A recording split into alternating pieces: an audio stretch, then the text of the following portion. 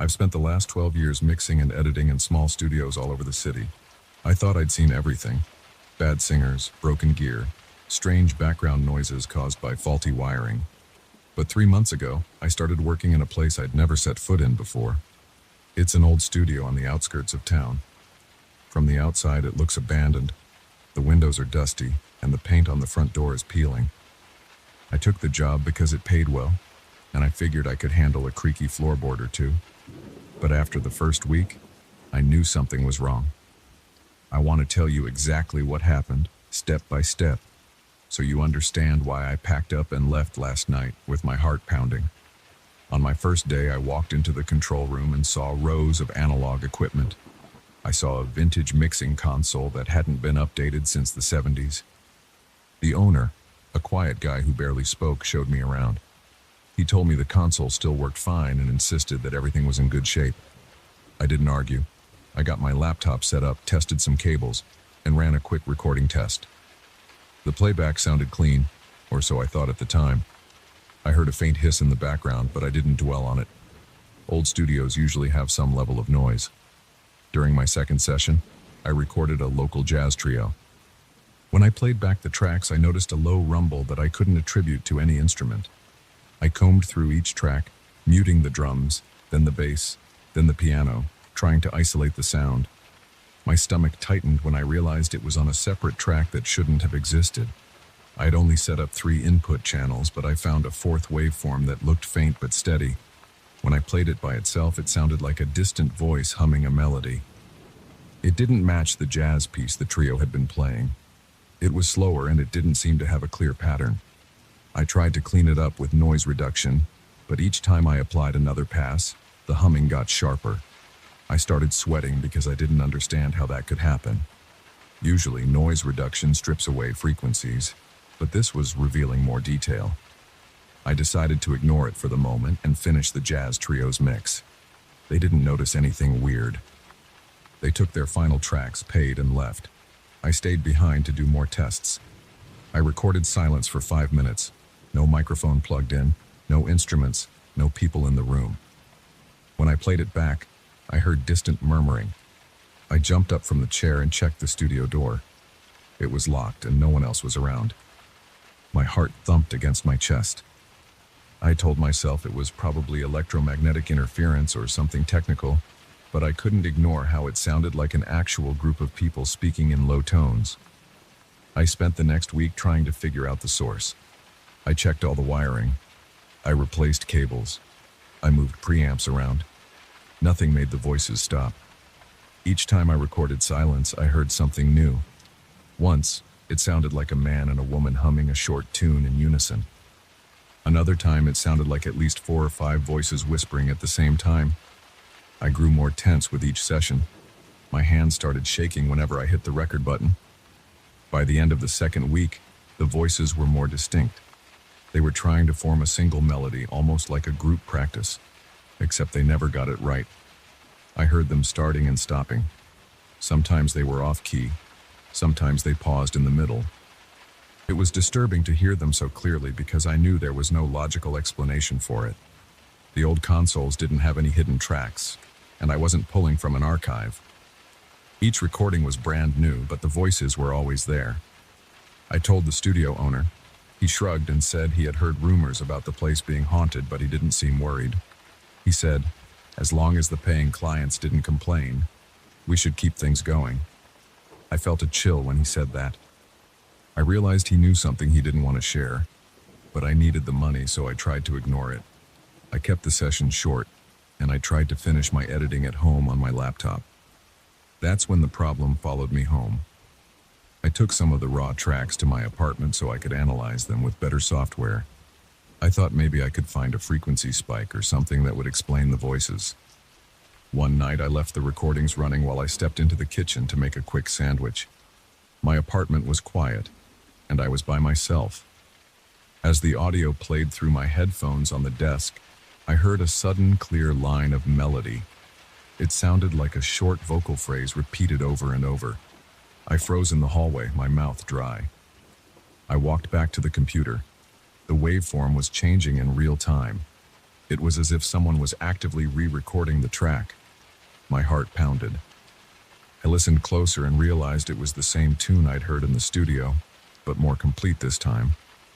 Each repetition added a note or two. I shut down the computer. I didn't want to deal with it anymore that night. I tried to sleep, but my head throbbed with thoughts of those voices. I woke up covered in sweat around 3 a.m.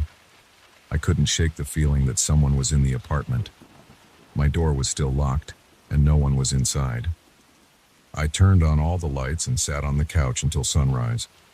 The next morning I tried a different approach. I recorded myself speaking into my phone, just to test if the interference could appear outside the studio files. I started by saying my name and the date, then I stopped. When I played it back, I heard my own voice, and then behind it, a faint hum that slowly grew louder. After about 10 seconds, the hum turned into a rough outline of that same melodic phrase. I stared at my phone, my skin crawling. I felt dizzy and pressed my hand against the wall to steady myself. I didn't know what else to do, so I deleted the file and put my phone on the kitchen counter. Over the following days, my anxiety got worse. I couldn't concentrate on editing. I kept looking over my shoulder, expecting to see someone behind me. My chest felt tight. I tried to do more research, but every search result talked about normal audio interference or urban legends. I found no logical explanation for the voices hijacking every recording I made. I started leaving the studio earlier, telling the owner I was sick. At home, I avoided recording anything, but the voices still showed up in my existing files. Sometimes, out of nowhere, my speakers emitted short bursts of static followed by faint melodic lines.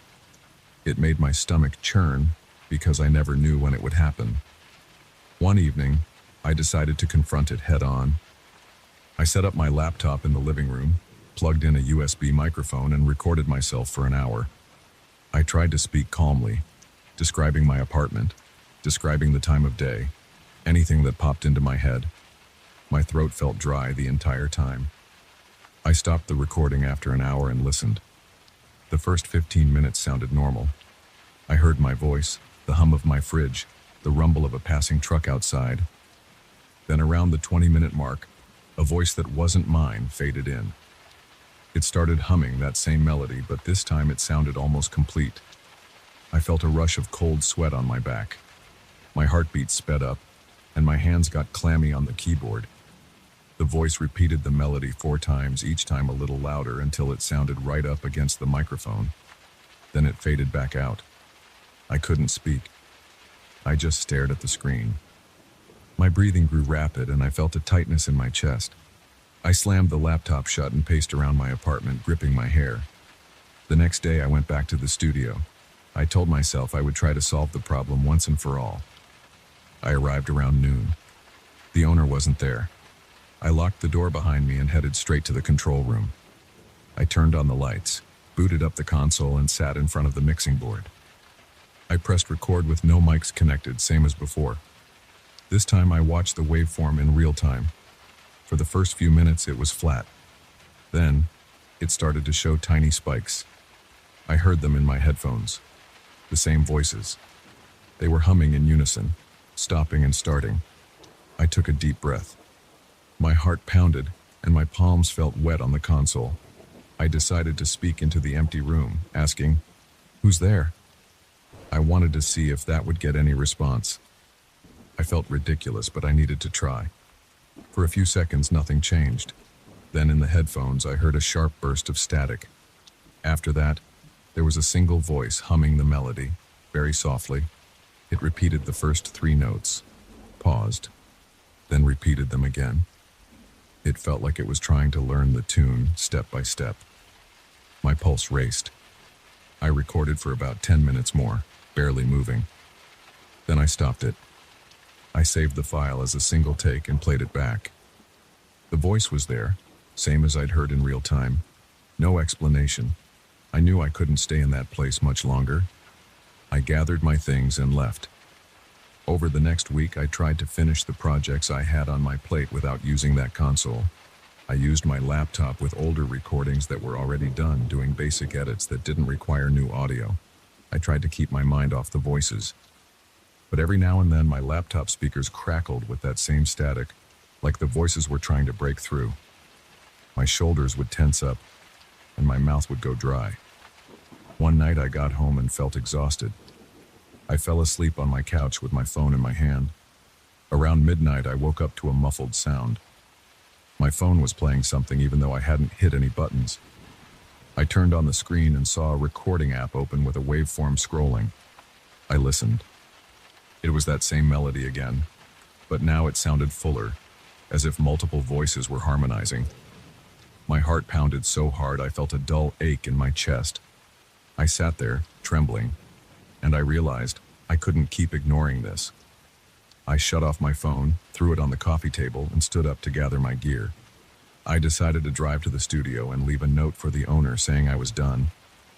I got there around 2 a.m. The place looked dark and quiet. I parked in the front, unlocked the door with my key, and flipped on the hallway lights. The building smelled musty. My footsteps echoed on the hardwood. I made my way to the control room to leave my resignation letter. As I stepped inside, I saw the console lights flicker. That was unusual because I hadn't turned anything on yet. My heart thudded in my chest, and I felt a surge of adrenaline that made my hands shake. I set the letter on top of the console and took one last look at the equipment. Then, out of nowhere, the speakers crackled. My legs felt weak, and I almost lost my balance. I forced myself to stand still. The crackle turned into a slow hum.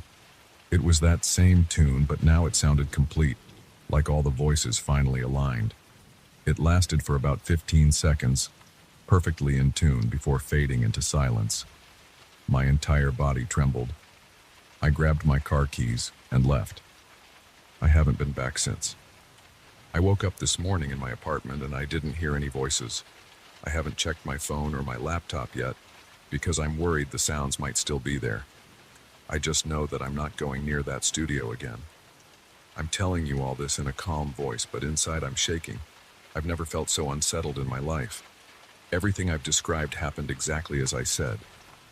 I never found a rational explanation, and I can't prove it to you unless you listen to the files. But I'm not playing them for anyone because I don't want to hear them myself. I'm done. I want to move forward and forget about that haunting melody, if that's even possible.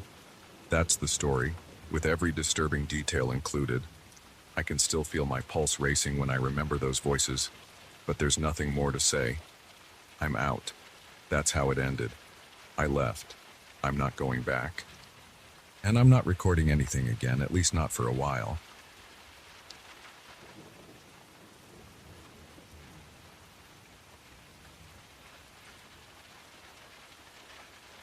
I first heard about the old mansion from a local historical society. They wanted photos for their upcoming brochure. The place was known for its ornate architecture and long-abandoned interior. I'm a professional photographer who specializes in old structures, so this sounded like a great job. I didn't expect anything strange. I didn't expect anything disturbing. I just wanted to capture the decaying grandeur of a forgotten building.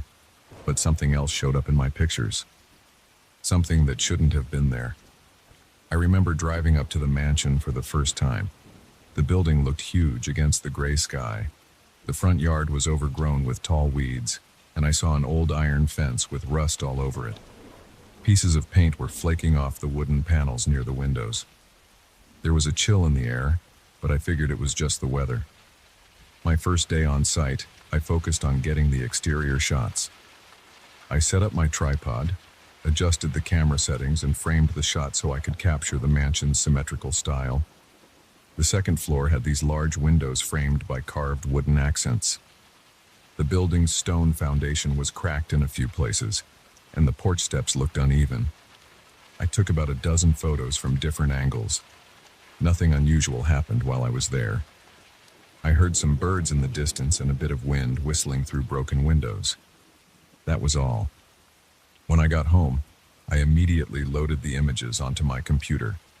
I scrolled through them one by one, checking exposure, clarity, composition. Then I saw something that made my stomach twist. In every photo of the mansion's facade, there was a faint silhouette of a man standing in the second floor window. He wore an outfit that looked old-fashioned, maybe Victorian. It was a long coat with a high collar. I didn't remember seeing anyone there. The house was supposed to be abandoned. Still, sometimes squatters or curious onlookers wander into these places. I assumed it was just someone who got inside. The next day, I went back with a bit of caution in mind. I figured if someone was living there, I should ask them to stay out of my shots. The Historical Society didn't want random people in the photos. When I arrived, I noticed the main door was off its hinges. The interior was dark and smelled like mold. I called out, "Hello? Anyone here?" My voice echoed down the long hallway. No answer. The floor creaked under my feet. I peered into a few rooms on the first floor. Everything looked empty. Broken furniture lay scattered around. Torn wallpaper hung off the walls. A wet, musty odor lingered. Still, I didn't see a living soul. I went back outside and set up my tripod again. I used the same angles as before. I snapped several shots. The place looked the same, so I moved on to a few close-up details of the front porch columns and the rotting steps. Then I packed up my gear and headed home. That evening, I reviewed the new shots. My heart started beating faster when I saw the figure again. Now it looked like he was standing closer to the window glass. I could see more detail in his face. He had sunken cheeks and a kind of blank stare. I felt a pang of unease, like a rock dropping into my gut. I checked all the images side by side. In each sequence, he wasn't just there. He was inching closer to the camera. By the last photo, it looked like he was pressed right up against the window. I stayed up late trying to reason this out. Maybe it was some old trick of the light or a smudge on the lens. I cleaned my gear thoroughly. I compared the photos in my editing software. I zoomed in, adjusted lighting, tried different filters. The more I zoomed, the more detailed he became. The clothes looked worn and dusty. It was like he was actually in that room staring straight out at me. I felt a tightness in my chest. My mouth went dry. I couldn't find a logical explanation. I decided to go back a third time, but this time, I wanted to check the second floor directly. I arrived mid-afternoon. The sun was low in the sky, and the shadows made the building look even more ominous. I carried my camera bag and a flashlight. Inside, the wooden floors groaned under my shoes. A narrow staircase led to the second level. The banister was cracked, and part of the stair treads looked weak. I gripped the railing and took each step carefully. The air got colder as I climbed. At the top of the stairs, I found a long hallway. There were several doors, most of them slightly ajar. I poked my head into each room, shining the flashlight around. Dust particles floated in the beam. Most rooms were empty, aside from debris. One had an old mirror hanging crookedly, its glass covered in a thick layer of grime. Another had tattered curtains. The second floor windows all faced the front yard, so I tried to match the one that showed up in my photos. Eventually, I found a room with a large window facing the front. The glass was cracked. The frame was covered in chips of paint. There was no sign of anyone in there. No footprints on the dusty floor. No evidence of recent activity. I stood there for a minute, scanning every corner. I shivered. My palms felt clammy. The light flickered a bit. Maybe the battery was running low. I had this strange sense that someone was watching me, but I couldn't see anyone. I thought I heard something behind me, like a faint rustle. I spun around, flashlight pointed. Nothing. Just the creaking of the house. I let out a shaky breath and returned to my car. I decided to shoot more exterior photos before the sun went down. When I got outside, the wind had picked up. It blew leaves and trash across the yard. I set up my tripod in the same spot as before, double-checked my lens, and started clicking away. I felt my heart pounding as I worked. Each time I pressed the shutter, a spike of dread shot through me. Back home, I hesitated before reviewing the new set. My gut told me I'd see him again. Sure enough, he was there. Same window, same figure. But this time his face was clearer. I could even make out lines around his eyes. His posture looked rigid, like he was leaning forward. In one photo, he appeared to be touching the glass from the inside. I felt a chill spread across my arms. My throat got tight. I thought about how I had gone into that very room hours earlier. He hadn't been there, or at least I hadn't seen him. Over the next few days, I tried to ignore it. I tried to tell myself that maybe it was a reflection of some object outside, but I couldn't force myself to believe that. It looked too human, and the way it got closer with every shot made my skin crawl. I tossed and turned at night. Every time I closed my eyes, I pictured that face staring at me through a pane of cracked glass. A week later, I got a call from the Historical Society asking for an update. They wanted the images soon. I wasn't sure how to explain what I had captured. Usually, I deliver polished architectural photos with no mysteries, but I wasn't about to turn in these shots without figuring out what was happening. So, I went back one more time. I told myself it was just to get enough pictures so I could pick one that didn't have that figure. It was late afternoon when I arrived. The sky was overcast. The light was flat. The air smelled like rain. I walked around the property trying different angles. I even set up behind some dead shrubs to change the perspective. I hoped that whatever this was wouldn't show up if I changed my position. But the entire time, I felt this pressure in my chest, like I was about to see something I couldn't handle. My hands started shaking. I had to steady the camera by gripping the tripod firmly. My breathing got shallow. I wiped sweat off my forehead. I took about 50 shots, each from different spots around the yard. I didn't have the nerve to go inside again. The whole place felt charged, like the air before a thunderstorm. I kept looking at the second-floor window as I worked. Several times I thought I saw movement from inside, like a quick flicker of motion. I tried to brush it off. That night I sat down with my computer, my heart hammering in my chest. The first few images looked normal, but by the 10th one, the figure returned. This time, he was right up against the window. His hands were pressed to the glass. His eyes stared straight into the camera lens. Every shot after that showed him, but in each image, the expression on his face looked more intense. It was like he wanted to get out, like he was beckoning me. My throat tightened again. My stomach felt like it had a knot in it. The last picture was the worst. His face filled the window completely, and I swear I could see the outline of his breath on the glass, like a faint white fog. My legs went numb. I actually pushed my chair back as if I expected him to come right through the screen. I didn't sleep much that night. I lay in bed, staring at the ceiling, my mind replaying the images over and over. I kept seeing his eyes. They seemed so fixed on me. I started questioning my own sanity. Could these images be corrupted in some way? Could my camera be malfunctioning? But how would that explain the details of his clothing and face? It didn't add up. The next day, I told the Historical Society that I needed more time. I said something about technical issues. They gave me an extension. I felt a heavy sense of dread every time I thought about that mansion. The idea of returning made my skin crawl. But I couldn't just walk away from the job. I needed those final shots. I also needed to know I wasn't losing my mind. Against my better judgment, I drove back that evening. The sun was starting to set. The clouds were dark. I parked on the street, leaving the headlights on. I just wanted a couple quick pictures, maybe from the side of the house this time. I stepped out of the car, camera in hand. The wind whipped around me. The branches of the nearby trees groaned. Every instinct told me to get out of there, but I forced myself forward. I kept picturing that second-floor window. My heart thudded so hard I could feel it in my ears. I found a spot near the side fence where I could see part of the mansion's front. I set up the camera and snapped a few pictures. I glanced at the window. I didn't see any movement. My hands trembled as I scrolled through the previews on the camera screen. At first, nothing showed up.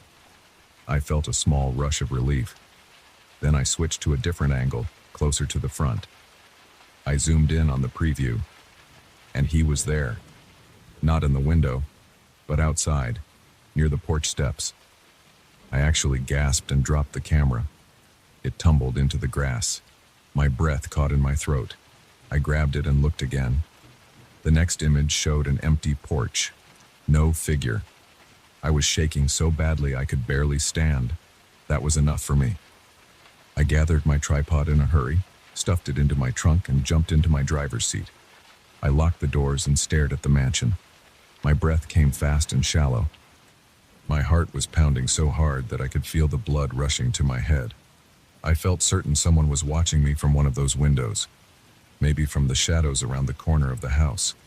I started the engine and pulled away, refusing to look in the rearview mirror until I was well down the road. When I finally got home, I backed up the new shots onto my computer. I hesitated before opening the folder. My fingers felt cold on the mouse. I looked at the last photos from the side fence. The figure was definitely there in one shot, right by the porch, wearing the same Victorian clothing, staring straight at the camera. The next shot showed only the empty porch. No sign of him at all. My breathing turned shallow again. My shoulders tensed up. I felt this crawling sensation on the back of my neck, like someone was right behind me. I swiveled around in my chair, but the room was empty. I haven't gone back to that mansion since. The Historical Society keeps asking for the final images, and I gave them a set that doesn't show the figure. I don't know if they'll notice anything off about the shots I provided. I'm still worried that something might appear in the background of one of them. I don't even want to think about the possibility of them finding that figure, closer and closer, in each successive image. Now every time I drive by an old building, I feel a rush of anxiety. I think about that face, those eyes, the way he kept moving closer to me shot by shot. Part of me wants to delete every single file, destroy the memory cards, and pretend none of this happened. But I can't do that. Those images are proof of something I can't explain. It's a reminder that there are places we don't fully understand. And sometimes, something there notices us too. I'm trying to push forward with my work. I'm focusing on less isolated properties these days. I prefer places with more foot traffic, where I won't feel so alone. But that mansion still nags at me. I think about the second floor. I think about that cracked window. I think about the figure standing behind the glass, drawing closer every time I try to capture a piece of the past. And that feeling of dread doesn't fade, no matter how many other projects I take on. It's there, just under the surface, waiting to remind me of what I saw and what kept staring back at me.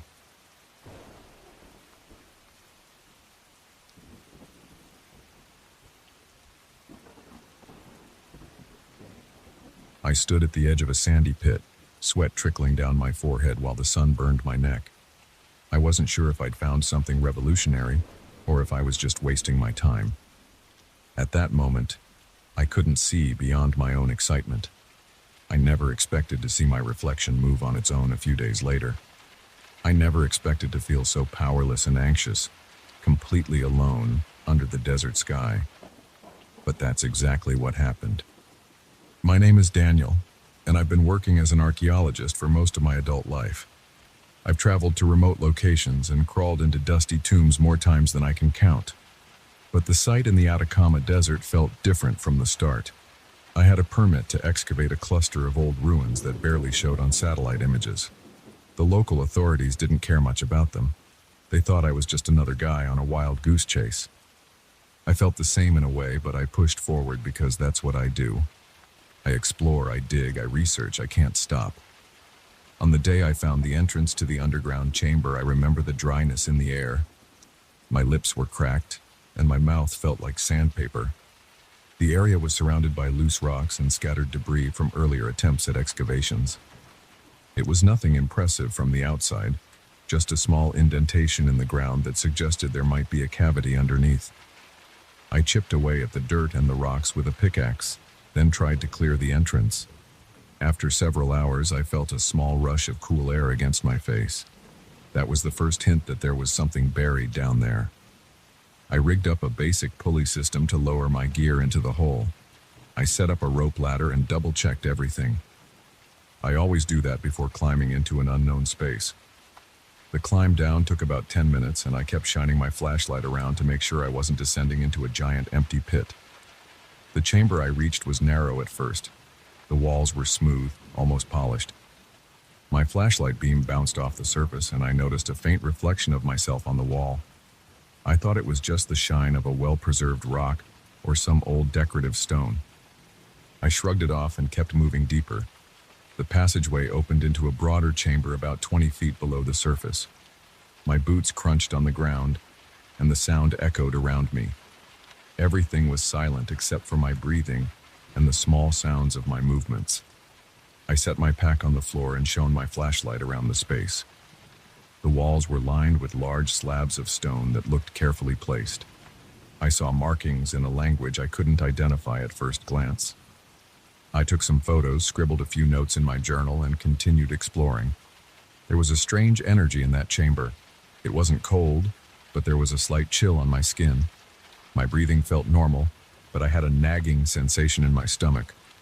I wasn't scared yet, just unsettled. I checked the walls more thoroughly. They had a polished look. In certain spots, I could see my reflection as I passed by. Nothing seemed out of place at first, but I noticed that whenever I turned around, the reflection on the wall seemed to lag by half a second. I thought it was a trick of the flashlight, or maybe the angles of the surfaces. I tried not to think too much about it. I spent that first day collecting samples, taking measurements, and mapping the main chamber. When I got tired, I climbed back up to the surface, cooked a simple meal, and tried to sleep. But something kept me awake. My body felt exhausted, but my mind kept going back to those mirrored walls. I had this weird impression that the place was too pristine to be natural, or even just a standard tomb. I forced myself to sleep, reminding myself that the desert nights were cold and that I needed the rest. The next morning, I went back into the chamber early. I brought more tools, some extra lights, and a portable generator, so I wouldn't rely on just my flashlight. I wanted to set up better illumination so I could document the walls more effectively. I hung up a few portable lamps and powered them on. The chamber lit up in a warm glow, and I could see the reflections more clearly. They were on nearly every smooth surface. At first glance, they seemed to show me walking around, picking up tools and leaning down to study the ground. But then I noticed something off. When I turned my head, the reflection would sometimes keep looking forward for a moment. It was such a slight delay that I questioned my own eyes. I even blinked a few times, trying to reset my vision, but the delay happened again. I began to get nervous. My chest felt tight, and my hands were clammy. I told myself it could be some optical effect caused by the type of rock in the walls. Maybe it was a property of the stone. I tried to distract myself by focusing on the job. I measured the chamber's dimensions. It was about 30 feet wide and 12 feet high, with a ceiling that arched slightly. The air inside was still and cool. There was a faint odor of dust and something else I couldn't identify. I was alone, so I tried to speak out loud a bit, just to keep myself calm. I'd say things like, "Let's see if we can clear this section," or "I should check the corners for hidden passages." It helped me not to dwell on the strange behavior of my own reflection. After a few hours, I decided to take a break and eat. I sat on a flat rock near the entrance. That's when I noticed movement on the far side of the chamber. The reflections on the walls weren't just delayed anymore, they were moving in ways I wasn't. I stood up slowly, every muscle in my body tense. I walked toward one of the walls, and my reflection walked toward me, but his pace was different. My heart started pounding, and I could feel my throat tighten. I raised my right hand to rub my temple, but the reflection lifted its left hand. I stepped back, my legs trembling a bit. There was no logical explanation for this. I checked the edges of the wall, looking for any trick. The surface felt cold and smooth under my fingertips. I pressed my ear against it. Nothing. It felt solid. I spun around to look at the other walls. I saw more reflections of myself, each one at a slightly different angle. As I moved, they moved, but not always in sync with me. Some tried to match my motions. Others stayed still, then rushed to catch up. My breath came in shallow bursts, and I felt lightheaded. I realized I might be in real danger, but I didn't know what was happening. I decided to back away from the walls and pack up my gear. As I gathered my equipment, I noticed one of the reflections was waving its arms above its head, almost like it was trying to warn me. I froze in place, my mind spinning. Was this a hallucination? Was I seeing things from dehydration or exhaustion? I climbed back to the surface, telling myself I needed a rest. That night I drank a lot of water, ate some canned food, and tried not to panic. I turned over every possibility in my head. Maybe it was some form of reflective crystal that caused illusions. Maybe my mind was playing tricks because I was alone in the desert. But I'd never experienced anything like that before, and I'd been in worse conditions. My heart wouldn't settle. I kept thinking about those frantic gestures. The next day I tried to convince myself it would all make sense if I just examined the chamber more thoroughly. I set up a video camera on a tripod to see if I could record what was happening. The camera feed showed my movements, and in the shot, I saw the walls behind me. When I moved my arm, I could see in real time that the reflections didn't match perfectly on the camera screen. There was a moment where the reflection stayed still while I walked forward. Then it stepped forward while I was standing still. I heard my voice tremble on camera as I asked, "What the hell is going on?" My heart pounded so hard I felt it in my ears. I kept filming. About an hour later, the generator sputtered and the lights flickered. I rushed to check the fuel. I had enough, but the generator was acting up. I gave it a few tries and it roared back to life. During that downtime, the chamber was dimly lit by my flashlight again, and I saw my reflections in the flickering light. They were moving closer to me on the wall, even though I was just standing there. One of them opened its mouth as if it was screaming, but I heard nothing. My stomach churned. My skin felt clammy. I stepped back, grabbed my gear, and ran toward the rope ladder. My foot slipped, and I scraped my knee on the rough floor. A sharp pain shot up my leg, but I didn't care. I needed to get out. I climbed up, shaky and breathless. Outside, the desert sun felt brutal, but almost comforting compared to that underground space.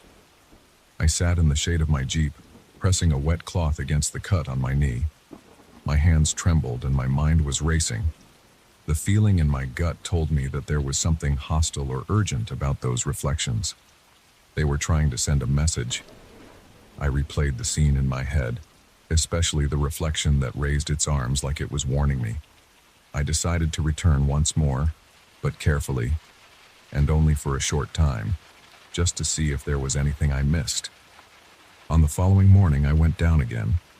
This time, I left the lights off for a moment, relying just on my flashlight. I scanned the walls one by one. My reflections were there, but some of them appeared to be gesturing for me to leave, pushing me away with both hands. Others seemed to point upward. My mouth went dry. My heart thumped so loudly it hurt. I whispered, "What is it? What do you want me to do?" I felt silly talking to my own reflection, but I was desperate. Then one reflection pressed its hands against the wall as though it was trapped. Another one shook its head frantically. I caught a glimpse of one reflection grabbing its own arm. Then it turned to face me and pointed toward the ceiling. I turned my gaze upward. The chamber's ceiling had a series of hairline cracks I hadn't noticed before. I thought maybe the structure was unstable. I got a horrible feeling that the whole chamber could collapse. My mind jumped to the possibility that those reflections were somehow trying to tell me the place wasn't safe. Without wasting time, I checked some of the support areas around the walls. Some stones looked loose. A few were so brittle they crumbled when I poked them with my trowel. My stomach flipped. If those stones gave way, the entire ceiling could cave in. I decided I had enough proof to get out. I gathered my camera, my tools, and my notes in a hurry. My muscles felt stiff and shaky.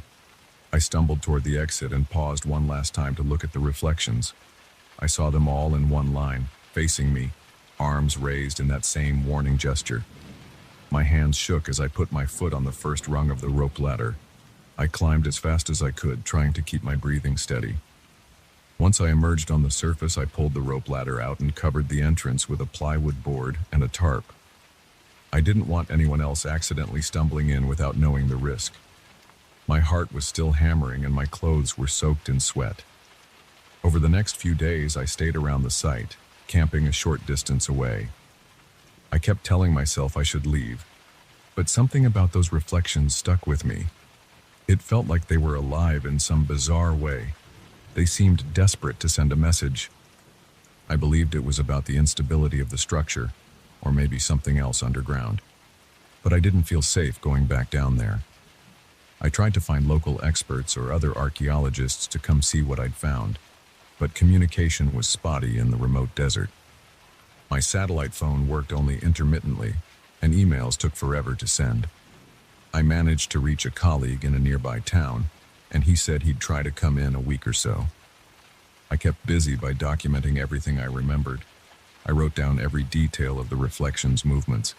I even sketched the gestures I saw, though my drawing skills were mediocre. My hands wouldn't stop shaking when I thought about it. At night, I barely slept. I'd doze off, then jerk awake, imagining shadows moving around my tent. Whenever I closed my eyes, I saw those reflections pounding on the walls, as though they were stuck in a different space. After a few days, I heard a rumble in the distance. It wasn't thunder because the sky was clear. It sounded more like a minor earthquake or a rock slide. I ran to the excavation area and found fresh cracks around the entrance. My gut told me that the entire chamber might have partially collapsed. I felt relieved that I wasn't down there, and at the same time I felt a pit in my stomach because I'd lost the chance to explore it further. I tried to peer inside, but dust and debris made it impossible. I decided not to risk it. If the structure was compromised, there was no way I was going in alone. So I packed up my main gear, took photographs of the collapsed entrance, and waited for my colleague. Deep down, I felt that the warnings from those reflections had saved me. I still couldn't wrap my head around how any of that was possible, but my body remembered the fear. My heart would race if I thought about those images too long. I decided to avoid explaining the reflections to anyone until I had more solid evidence. People would think I was losing my mind. Maybe I was. But as I looked out over the desert, the air so dry it hurt my nose, I felt thankful I got out in time. I never saw those reflections again. Some nights, though, I feel like I catch a glimpse of movement in my bathroom mirror or the windows of my truck. It's quick, just a fraction of a second. It makes my palms sweat. I tell myself it's just my imagination. I push it out of my head and try to focus on everyday life, but the memory never truly goes away. Whenever I think of that chamber, my chest tightens, and I feel that same sense of urgency I felt down there in the darkness. I won't deny it. I'm scared to find out what really happened beneath the desert. Maybe those reflections wanted to protect me from the collapse. Or maybe they had another reason for trying to get my attention. Either way, I can't forget the look in their eyes. It felt like they were alive, separated from me by the thinnest wall imaginable. They seemed desperate, like they knew something I didn't. I wonder if I'll ever understand it. For now, I'm just glad to be out of that pit. I'm glad I paid attention to what I saw. I'm glad I listened to my own reflection. That's all I can say.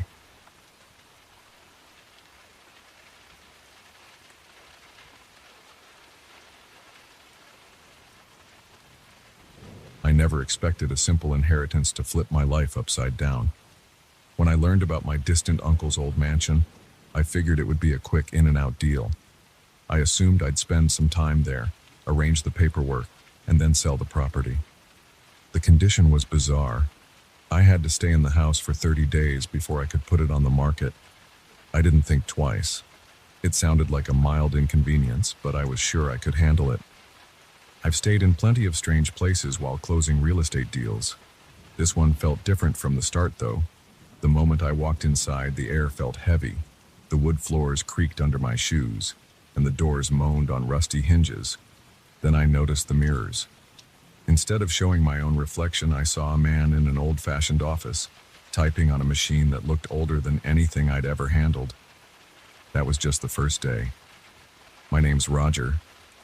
I'm a real estate broker by trade. I've traveled all over, flipping properties and managing rentals for clients who want to invest in something old and valuable. I'm usually comfortable in dusty attics, moldy basements, and abandoned farmhouses. I know what to expect in forgotten homes. But this place was different. It felt occupied, even though I was the only living person walking around inside. When I arrived on the first day, I parked my car in the circular driveway. The yard was overgrown with weeds.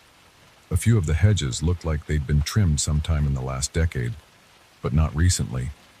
The mansion itself stood 3 stories tall, with stone walls and tall windows. There was a wraparound porch with rotting boards. The front door was massive with a bronze doorknob shaped like a lion's head. I turned the knob, stepped inside, and felt a rush of stale air. It smelled like old leather, dust, and the faint odor of mildew. I walked through the foyer and saw a grand staircase leading up. There were dark hallways on either side lined with doors. The floors creaked with every step. I dropped my bags near the front entrance. My plan was to pick a bedroom on the second floor and stay there while I did a quick inspection of the property. I wasn't scared then. I just thought this would be another weird old house that needed some upgrades. But something changed when I noticed the mirrors. There was a large mirror in the foyer, probably about 6 feet tall with a heavy gold frame. I looked at it. Instead of my own face, I saw the outline of a man wearing suspenders and a fedora. He was sitting at a desk in what looked like a 1920s office. I could see a green banker's lamp on the desk, a typewriter, and stacks of paper. The man was typing. He never looked up. I blinked a few times. I figured I was overtired or stressed out. But when I stepped closer, it didn't go away. It was still there, like I was watching a scene from another time. I touched the mirror's surface. It felt solid and cool. I heard a faint clacking sound, like keys on a typewriter. Then I jumped back, startled by my own reaction. I stared at the mirror for a few more seconds. The man kept typing. I walked into the living room, trying to shake off the weird feeling. There was another mirror there, above the fireplace.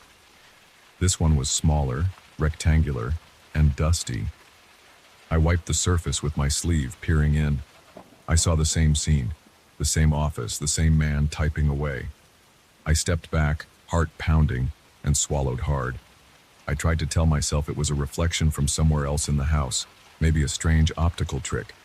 But deep down, I knew that made no sense. The furniture behind him didn't match anything I'd seen in the mansion. It looked like it was from another time. I went upstairs to pick a room. The second-floor hallway was dark. The light switch near the stairs did nothing. I opened a few doors looking for a comfortable bedroom. The furniture was covered in sheets. Dust floated in the air and my nose tickled. I finally found one bedroom with a decent bed frame and a mattress that didn't look too lumpy. I dropped my bags on the floor and checked the adjoining bathroom. The plumbing made loud groans when I turned on the faucet, but at least water came out. It looked rusty at first, then ran clearer after a few seconds. I splashed water on my face. It felt cold and it woke me up a bit. I looked up at the bathroom mirror. Same scene. The man typed, completely focused on his work. I felt an uneasy shiver crawl up my spine. I decided to ignore it for now and went back to the hallway. I wanted to open all the doors to get a sense of the place. Some rooms were locked, but most opened without trouble. One room looked like a library. It was filled with bookshelves and dusty tomes. There were comfortable chairs and a large desk. No modern devices at all. Another room had old portraits on the walls. I recognized one of the portraits as my distant uncle, based on photos I'd seen. He wore an old-fashioned suit and his eyes seemed to follow me as I moved across the room. I spent the rest of the afternoon exploring. The third floor had a few guest rooms and a large storage area. I found a locked door at the end of a narrow hallway. The doorknob wouldn't budge and I decided not to force it yet. I wasn't sure what I'd find inside. I figured I had 30 days to figure everything out. That night, I cooked a quick dinner in the outdated kitchen. The gas stove worked, though it hissed loudly when I turned the knob. The refrigerator was ancient, but I had brought a cooler with some basic supplies, so I didn't rely on it. I sat at the dining table, chewing on a sandwich. The only sounds were the faint ticking of a grandfather clock in the hallway and the occasional groan of the house settling. I went to sleep early. It was a restless night. I heard creaks, taps, and a few soft thumps. Each time, I jolted awake. My heart pounded. I kept turning on my flashlight and pointing it around the room, expecting to see someone standing by the window or in the corner. There was never anyone there. The mirrors in the bedroom and bathroom stayed covered by sheets. I couldn't stand seeing that same typing man again. The second day, I woke up feeling stiff. My back ached from the old mattress. I got dressed and went downstairs thinking I'd look for some coffee. As As I passed the foyer, I noticed pieces of paper on the floor. They looked yellowed like old parchment. I picked one up. There were typed words on it, in black ink. The text read, like a journal entry. It described a person discovering a hidden room in the mansion. The text referred to complicated plans for a device. My eyes scanned the words quickly. It said something about harnessing energy from the house's structure. I couldn't understand the details, but it was clear that whoever typed this was obsessed with the mansion's design. I gathered the pages and placed them on a side table. I wondered if they had fallen from an upstairs closet, but they looked freshly typed, not like they'd been sitting around for decades. I remembered the man in the mirrors. Was he the one typing these pages? It made no logical sense, but I couldn't explain it any other way. I checked the mirrors again. He was still there, typing. I knocked on the glass a few times, feeling stupid. He didn't react. He never seemed to look up or change pace. That day I searched the mansion more thoroughly. I opened every unlocked cabinet, looked behind shelves, and peered into closets. I found old clothes, letters, and some dusty antiques. I started to get a sense of the house's layout. The rooms were arranged in a strange pattern, almost like a maze. Some doors connected in odd ways, leading me in circles. Late in the afternoon, I found a small door tucked behind a large tapestry in the library. It led to a narrow staircase going down. I followed it carefully, shining my flashlight on each step. The stairs creaked and felt a bit unstable, but I made it to the bottom. There was a small room with stone walls. It smelled damp. I saw shelves filled with old notebooks, glass beakers, and metal parts that looked like they belonged in a workshop. There was a workbench in the corner. On it, I found a half-assembled machine. It had gears, switches, and wires. It reminded me of a large mechanical device from an old lab, but I couldn't tell what it did. I heard a faint scraping noise. It sounded like metal against stone. I turned around, heart thudding in my chest. Nothing was there. I stood still for a few moments, listening. The only sound was the drip of water somewhere in the corner. I felt a chill crawl over my arms. I backed out of the room and closed the door behind me, deciding it was better to come back another time. Every morning I found more pages scattered around the house. I started collecting them in a folder.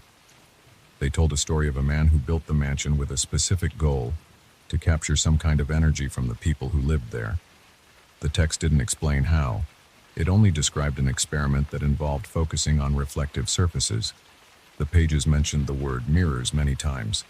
They also described plans for a device that would direct some force toward a hidden chamber in the mansion. I felt uncomfortable reading this. I didn't know if it was a hoax or something my uncle had been involved in. But the pages kept appearing day after day, usually in places where I couldn't miss them, like on my bed or on the kitchen counter. They were always typed in that same old-fashioned style. By the end of the first week, I was on edge. I jumped at every strange sound. At night, I blocked the mirrors with sheets, but I still sensed a presence. My hands shook when I tried to open locked doors or check the corners of each room. I felt short of breath sometimes, like the house was pressing down on me. I started skipping meals because I was too nervous to stay in the kitchen for long. The gas stove's hiss made me worry about leaks. The overhead light flickered. Everything felt unreliable. On the 10th day, I decided to confront the locked door on the 3rd floor. I had a ring of old keys I'd found in one of the desks. I tried them one by one. Eventually, the lock clicked and the door opened. The room was small, dusty, and smelled of mothballs. An antique vanity stood against the far wall. Its mirror faced the door. I saw the man typing as soon as I walked in. The reflection showed me a closer look at him. He was older than I realized, with lines on his face, intense eyes, and a thin mustache. I stepped closer. I almost thought I heard the typewriter louder in this room. I could see the shape of the keys moving under his fingers. Then I saw there were more papers scattered around the floor behind the vanity. I picked them up and read them. They mentioned a final phase of the mansion's purpose. The writer had discovered a way to trap the essence of anyone who spent a full month in the house. I felt my stomach tighten. My hands sweated. The pages ended abruptly with a line about a link between the writer and the occupant. I left the room in a hurry, locking it behind me. I went to the bathroom and ran the water. I splashed my face and stared into the mirror, forgetting to cover it first. As soon as I looked, I saw him again, typing away. I shouted, "Who are you?" My voice echoed in the empty bathroom. The man didn't move. I pounded the sink with my fist, frustrated and scared. My chest felt tight. My pulse raced. I ran out of the bathroom and sat on the floor in the hallway. I tried to calm my breathing by taking slow, steady gulps of air. On the 15th day, I woke up and found an entire pile of pages in the foyer. They were arranged neatly on top of a small side table. I read through them quickly. They described the final nights of a previous resident who tried to destroy the mirrors. This resident broke several of them with a hammer, but the reflections kept returning in other mirrors around the house. The text said the house's design had locked in some force that wouldn't let go until it had completed its purpose. My palms got clammy as I read this. I looked up, and I saw my own reflection in the hallway mirror. For the first time in days, I saw myself. My hair was messy, and my eyes looked sunken from lack of sleep. There was no sign of the man typing. This vanished as soon as I blinked. Then the reflection snapped back to the 1920s office. The man kept typing. The next few days felt like a blur.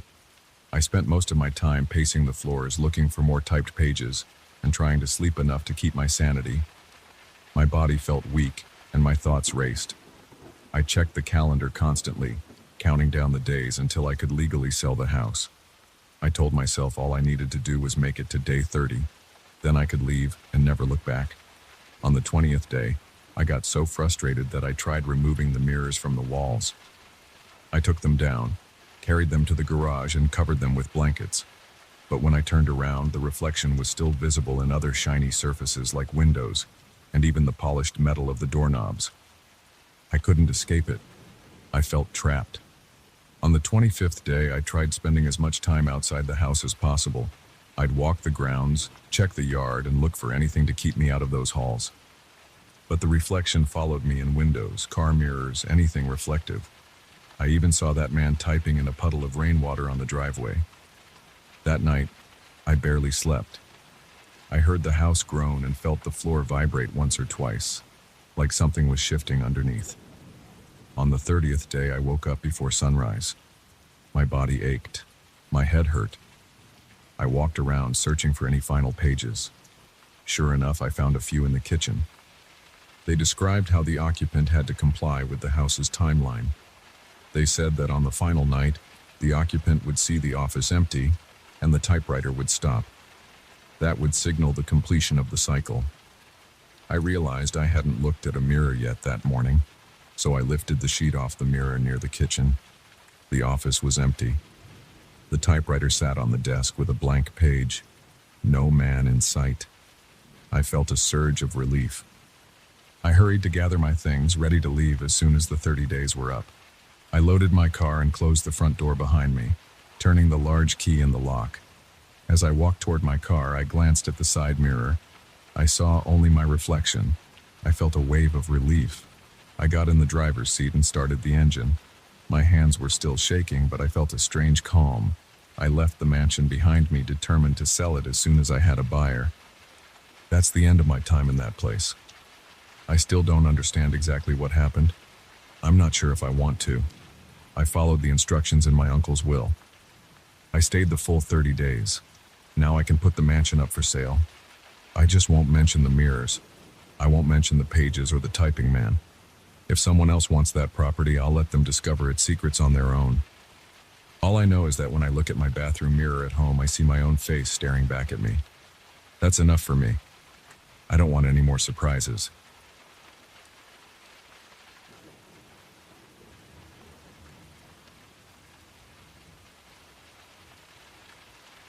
I never thought an old Latin manuscript could mess with my head, but that's exactly what happened. I remember how it started.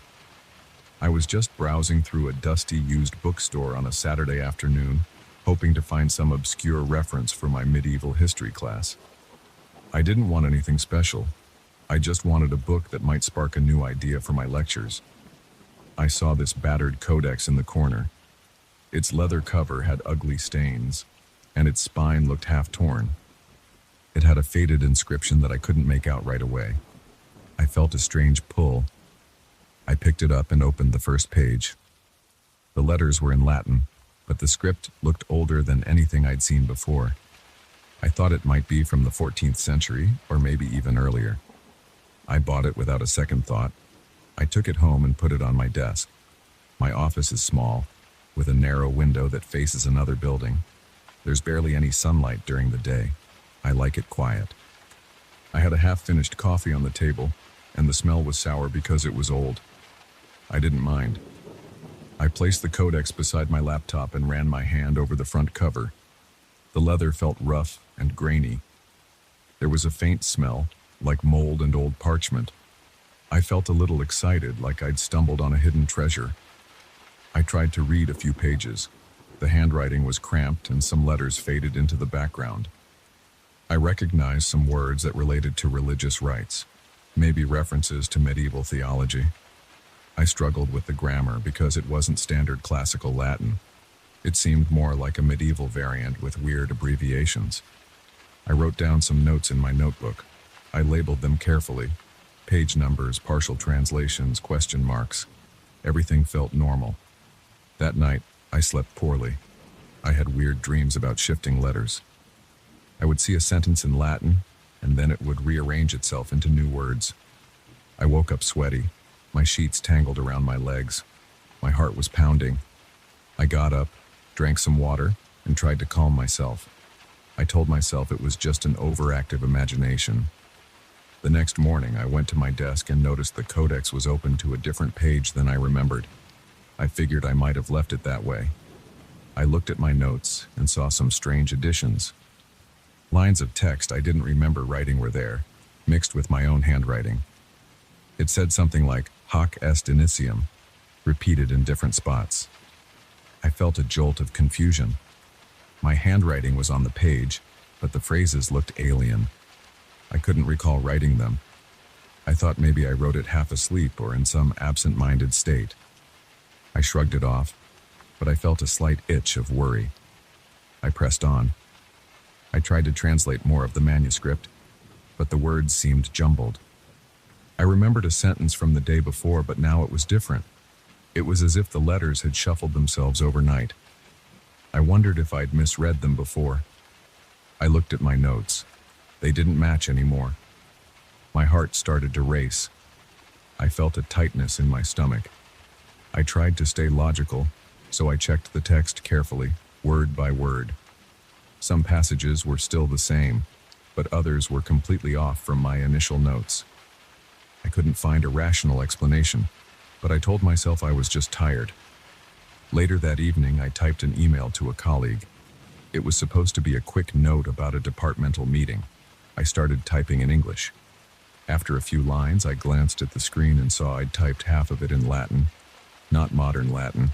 It looked like the same old style from the codex. I jerked back from the keyboard. My hands were clammy. My fingers shook. I tried to delete it, but my computer froze for a second. Then it went back to normal. I deleted the text, rewrote the email, and forced myself to keep it simple. The entire time, my pulse thudded in my ears. I realized something was wrong. I went back to the codex and tried to examine the ink, the pages, the binding. I wondered if there was some hallucinogenic fungus or a chemical that could affect me. I didn't see anything obvious, but the musty smell got stronger. I started sneezing a lot.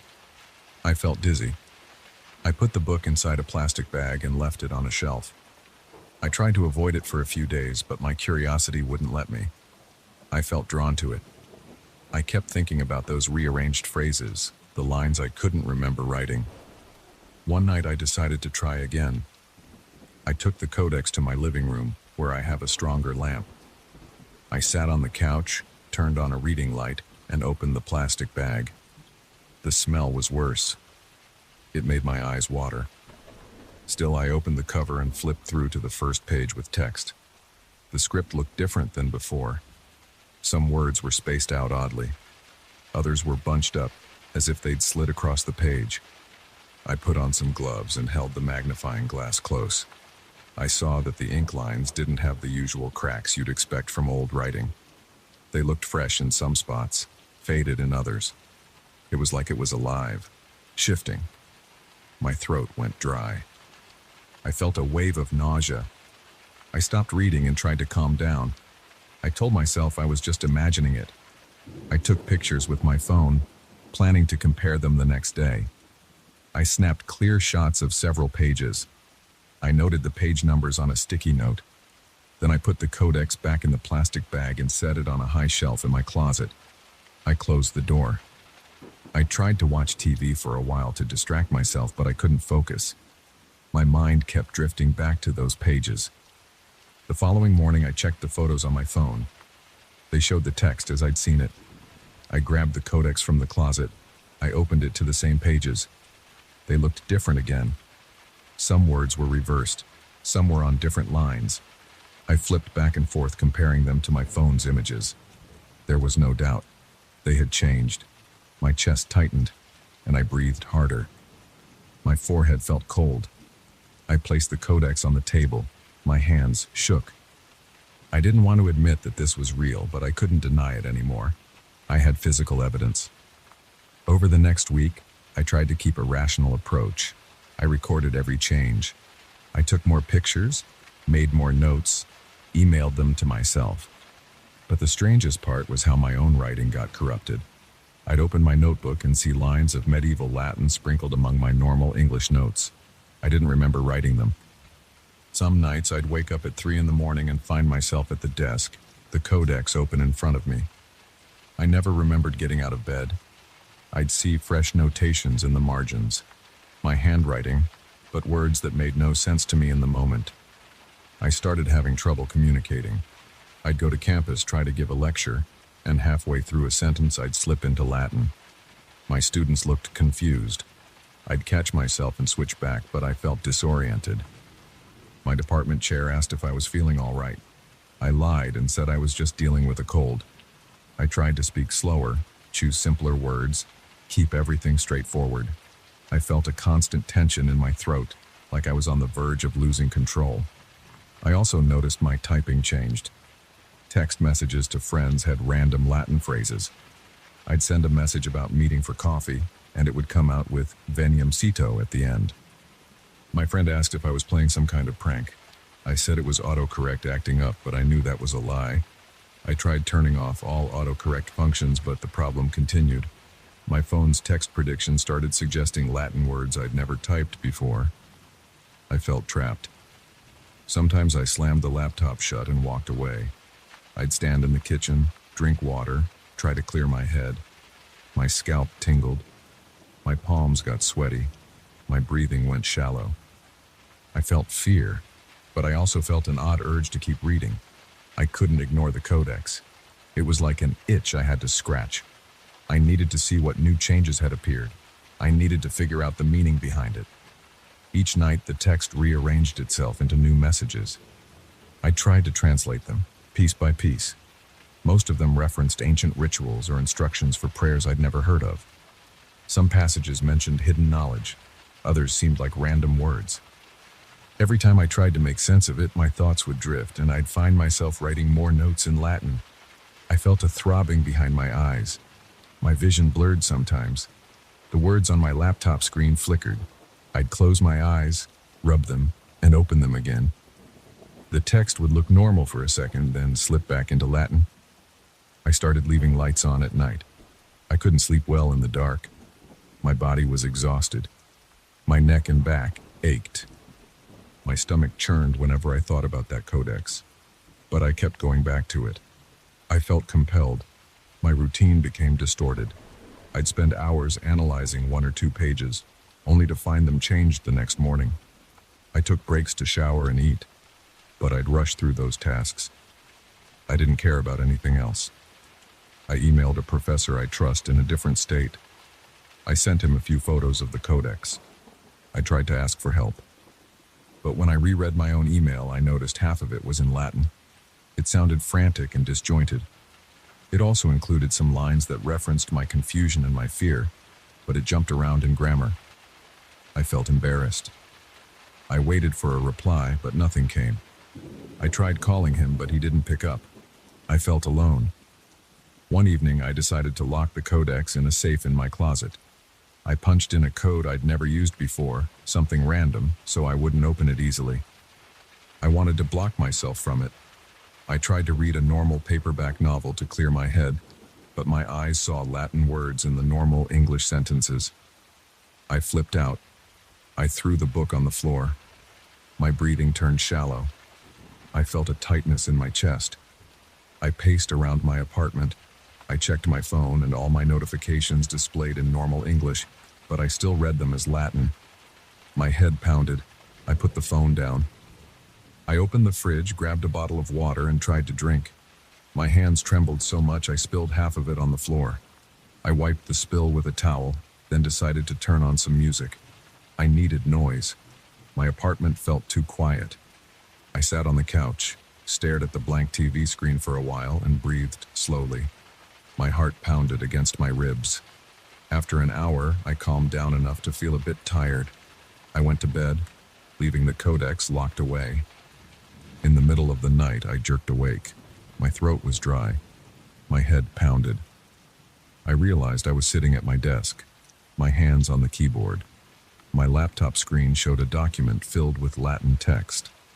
My arms felt stiff, as if I'd been typing for hours. I looked at the clock. It was 3:47 a.m. I had no idea how I got there. The safe was open. The codex was on the desk, too. My stomach twisted in knots. I felt a cold sweat on my forehead. I slammed the codex shut and shoved it aside.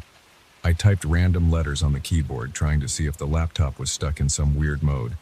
It typed in English just fine, but the document was still there, lines and lines of medieval Latin. My name was at the top, typed in bold letters. I had no memory of creating that file. I printed a page from the document. I held it in my hands and stared at the crisp black letters.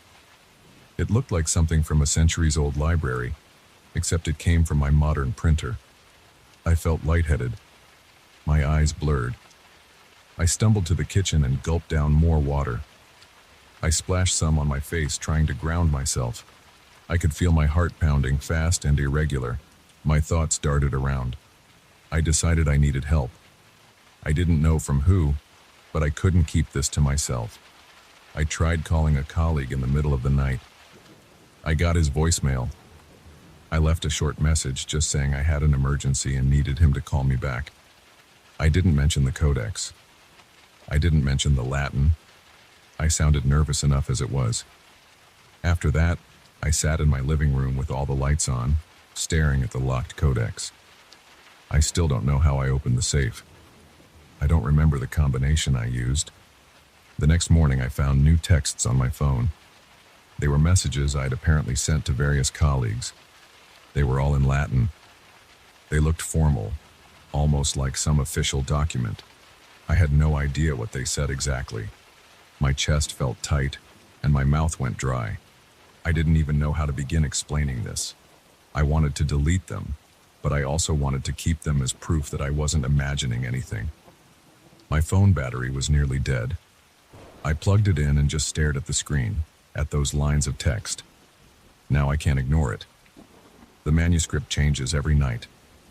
My handwriting shifts into Latin at random moments. My typing does the same. I try to fight it, but I can't control my fingers. The tension in my body is constant. My breath is short most of the day. My eyes sting because I barely sleep. When I do sleep, I have no idea where I'll wake up or what I'll be doing. Everything feels fragile.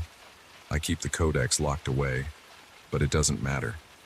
It reaches me somehow, and it's changing me. I can't deny that anymore. It's right in front of me in my own words and in my own hands, and I don't know how to stop it.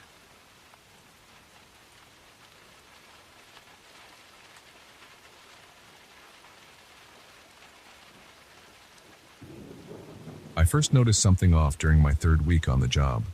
I work as a night guard at a small art museum downtown. It's usually quiet. I spend most of my shift walking up and down halls, checking doors, making sure no one breaks in. But one night, around 2 in the morning, I saw a painting that seemed different. I was doing my normal round, shining my flashlight on the frames, and I could have sworn the person in the portrait was facing the wrong way. It was a painting of a man in an old military uniform, and I remember seeing him at orientation. He was turned to the left in the painting, but now he was turned to the right. I shook my head and told myself I was tired. I kept walking. The next night, I tried to ignore it. Everything looked normal in the hallway, but halfway through my shift, I got this feeling in my gut. I can't describe it well except to say it felt like someone was watching me. When I turned around, the painting of that old soldier was in its usual spot, but there was something about the soldier's eyes that felt more intense. I leaned in. My flashlight hit his face. His eyes didn't move, but I still got the sense he was staring right at me, like there was a real person behind the canvas. I checked the label under the frame and read it again. Nothing seemed out of place, except that the night before, I knew his posture had been off. But now he looked exactly like I remembered from orientation. I tried to rationalize it. I told myself that maybe I'd just been mistaken, or maybe it was a different painting with a similar figure. But the next night, I paid extra attention to the entire hallway. That's when I noticed an even stranger detail. In a big painting of a formal banquet scene, there was a woman in a black dress who wasn't in the same spot as before. She'd been seated at the far right table, and now she was closer to the center. I double-checked the other figures around her. They were all in a slightly different arrangement. The man with the red sash used to be behind her, and now he was to her left. It made no sense. Paintings don't just rearrange themselves. I tried to keep my cool. I did my routine. I locked the doors, walked through each gallery, and fought the urge to keep staring at the paintings. My stomach twisted whenever I got near them, though. Something felt wrong in that hallway.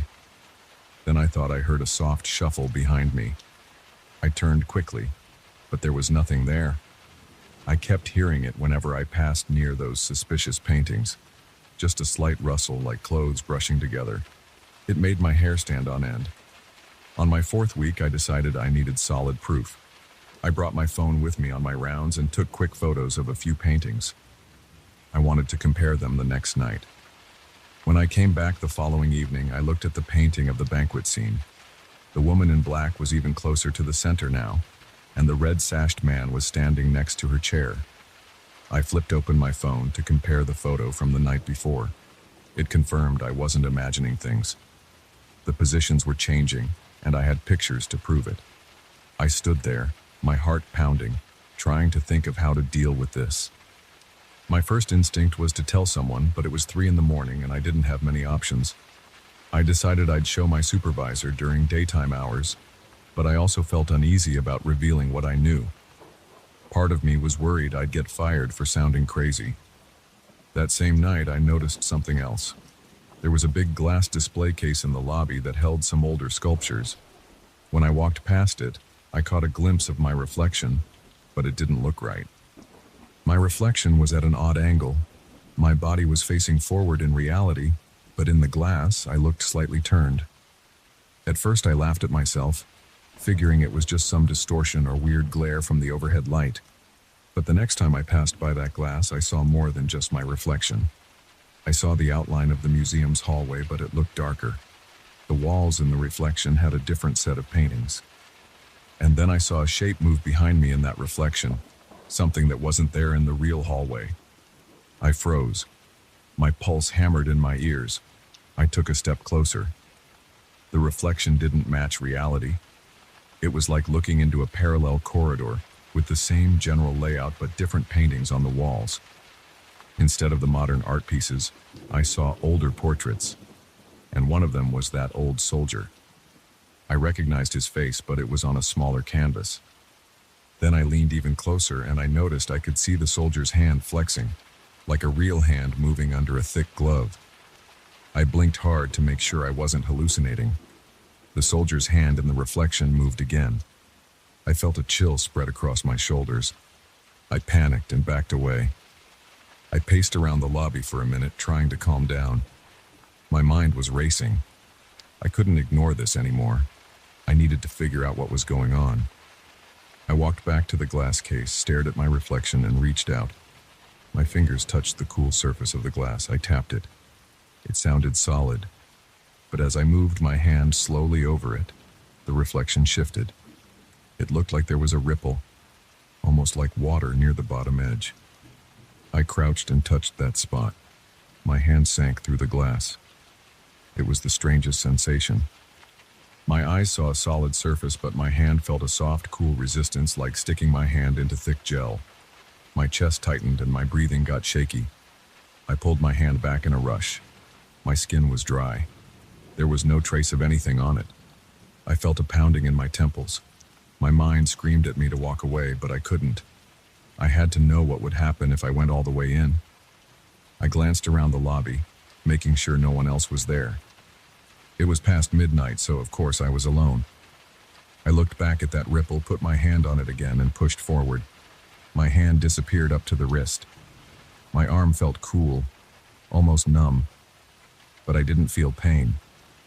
So I took a deep breath, squeezed my eyes shut, and stepped through the glass. I felt a rush of cold air slide over me. My stomach dropped like I was on a roller coaster. When I opened my eyes, I realized I was standing in that parallel corridor. The lights were dim, and everything around me felt thicker. The air smelled like old fabric and paint. My footsteps sounded hollow, like I was walking on an old wooden floor, even though I could see the museum's marble tiles. I stood in front of another painting, the one with the old soldier. He was right there, and for a moment I thought he was breathing. The angle of his chest seemed to move up and down very slightly. I stepped back. My heart thumped so loud I could barely think. I turned around to see if I could get back to the real hallway, and I saw the same glass display case behind me. I could see my real-world reflection in it, slightly distorted. I felt sweat rolling down my sides. I needed to leave, so I did. I walked back through the glass, and the moment I emerged, I almost fell forward. My muscles felt heavy, and I grabbed the edge of the case to steady myself. I noticed that the museum felt different. The air was cooler, and the overhead lights flickered for a second. Then I heard a soft scrape behind me.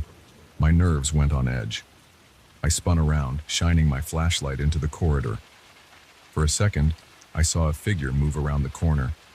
It looked like someone in a long coat. I moved after it, calling out, "Hello?" But there was no response. When I reached the corner, the corridor was empty. A light overhead buzzed. My pulse was still racing. For the rest of the shift, I couldn't shake the feeling that I was being followed. I kept hearing footsteps. I turned the corner a few times, trying to catch whoever it was, but I found nothing. I checked all the doors to make sure they were locked. Nothing was out of place. But the sense that someone was in there with me never went away. In the morning, I clocked out and went home. I spent the entire day trying to decide if I should quit. My nerves were shot. My hands wouldn't stop trembling, and I felt nauseous every time I closed my eyes. But a part of me couldn't let go of that experience.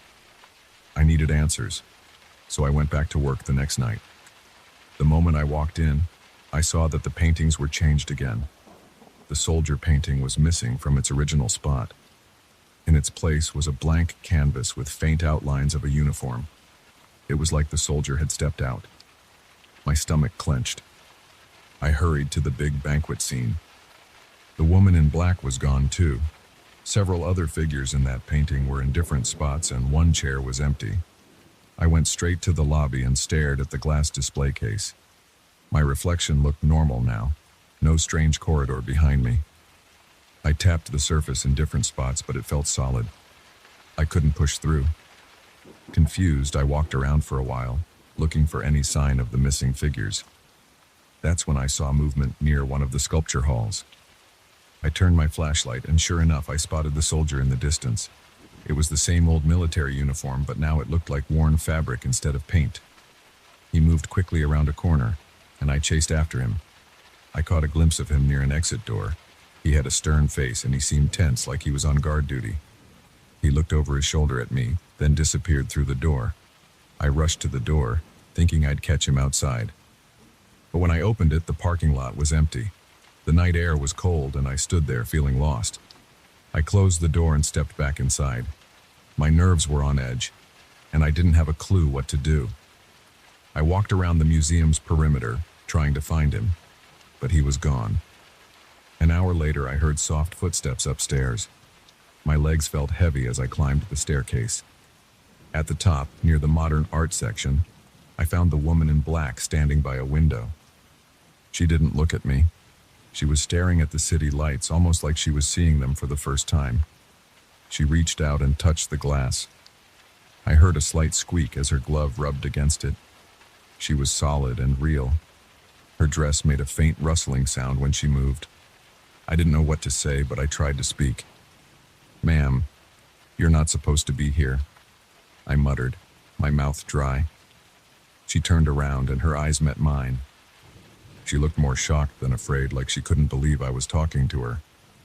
She took a slow step backward, turned, and walked away. I followed, calling after her, but she disappeared through a staff-only door. When I opened it, the hallway beyond was empty. I felt sweat prickling my forehead. My head throbbed. The rest of the night was a blur. I saw occasional movement out of the corner of my eye, but whenever I turned, I didn't see any of them. It was clear these figures had escaped from their paintings.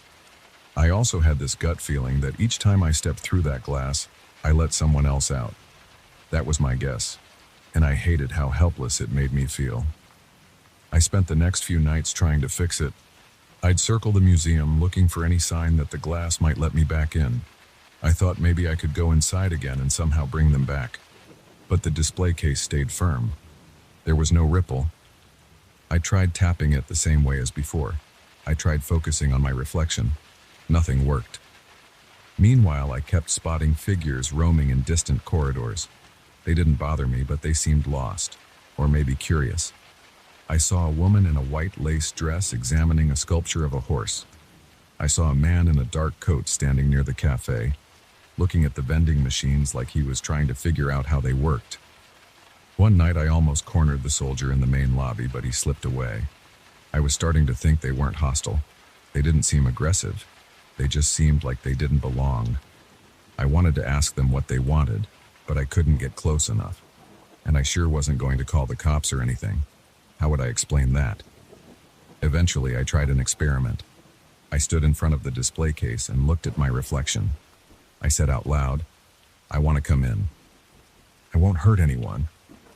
My voice trembled. I felt stupid talking to my own reflection, but I kept trying.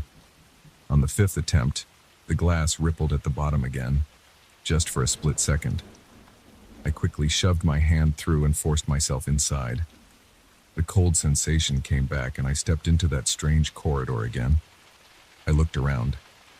The paintings on the walls were half finished. Some of the colors looked muted. A door at the far end was open, letting in a dim light. I walked toward it, hoping I'd find a way to bring back the missing figures. Then I heard a noise behind me. When I turned, I saw the soldier. He was inside this painted world. He didn't seem pleased to see me. He stepped forward, and I took a few steps back. I could see the tension in his posture. He raised a gloved hand like he was telling me to stop. I felt a chill run across my neck, but I raised my hands to show I wasn't a threat. He took a step closer, reached out and pressed his hand against the same glass portal. Instantly, I saw another ripple. Then he slipped through into my world again, leaving me behind. I tried to follow him, but the glass went solid. I banged my fist against it, feeling a wave of panic. I ran down the corridor looking for another way out. Every passage I found led back to more empty halls. Finally, I returned to the same display case. I placed my palms on the glass and concentrated on what was happening outside. I could see my own reflection in the museum, faint but visible. I felt my chest tighten. I closed my eyes and thought about stepping back through. At first, it didn't work. I was trapped in that silent space. Then, with one final push, I forced my body forward, and I tumbled through. I landed on the lobby floor in a heap. My arms and legs tingled, and I heard a faint hum in my ears. When I stood up, my body felt heavy and my clothes were slightly damp with sweat. I saw scuff marks on the marble where my shoes had dragged. I looked around. The museum was still. The lights were normal. But then I heard movement near the staircase. I saw at least 3 or 4 figures wandering around. The soldier, the woman in black, the woman in white lace, and a man in an old-fashioned suit. They were all looking at different parts of the museum. They seemed transfixed by everything, like travelers in a new city. I realized each time I crossed over, I released another figure. I leaned against the wall, breathing hard. My heart pounded so hard it felt like it would burst. My mind raced with questions I couldn't answer. How would I get them back inside their paintings? Could I ever seal that portal? And what if more figures emerged? I decided to stay on as the night guard, at least for the time being. I do my rounds every night and I watch these figures roaming the corridors. They don't talk to me and I don't approach them. I don't feel safe trying to force them back. Sometimes they vanish into corners and I don't see them again for hours. But I know they're there, exploring, learning, doing whatever it is they do when I'm not watching. So now I stay alert. I avoid the glass display case, and I definitely don't try to go back through it. I haven't told anyone. I just keep my head down, do my job, and mark the hours until morning. I don't sleep well. I see those shapes behind my eyelids whenever I close them, but at least no one's been hurt, and I haven't seen any major damage in the museum. I'm just hoping it stays that way. I'm telling you all this because I can't carry it alone anymore. I still don't know how it started. I don't know why I can go through the glass, or how these painted people come out. I only know that every time I risk crossing over, one more painting gets empty. And maybe one day the entire museum will be filled with people who were once trapped on canvas, all wandering around at night when no one else is there. Until then, I'll keep walking my rounds, flashlight in hand, and I'll pretend I don't see anything strange. That's the best solution I have right now. If anyone notices the paintings changing in the daytime, they haven't said anything yet. Maybe they never will, but I know the truth and it weighs on me every night.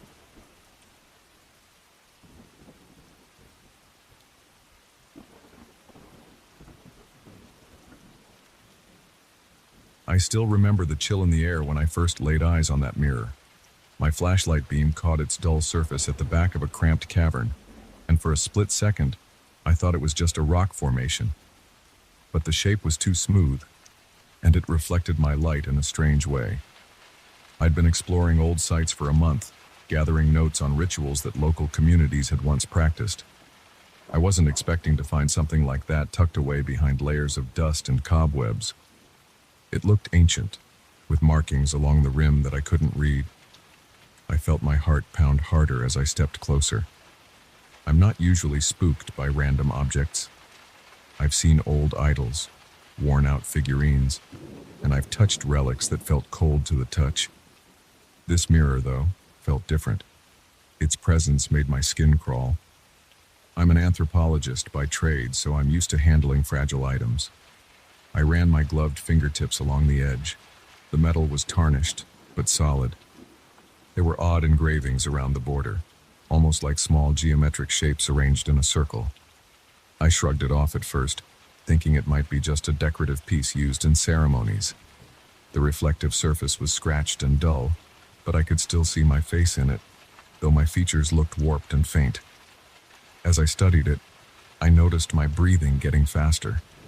I told myself it was just the claustrophobia of being in a damp cave, but something about that piece unsettled me.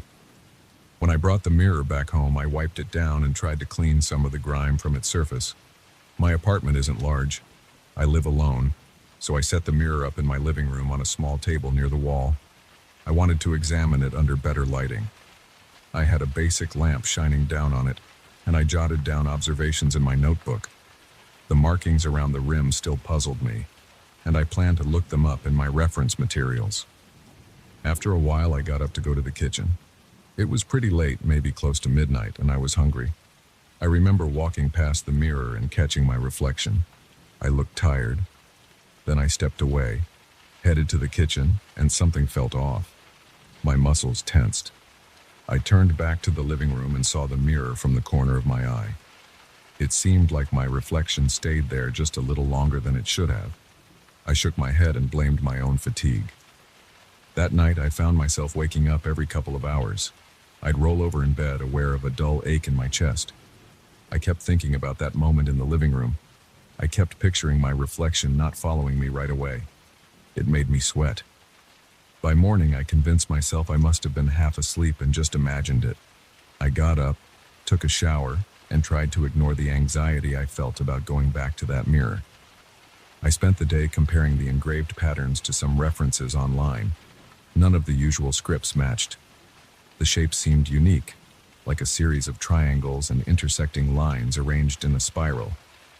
Every time I glanced at the mirror, I noticed small details I hadn't seen before.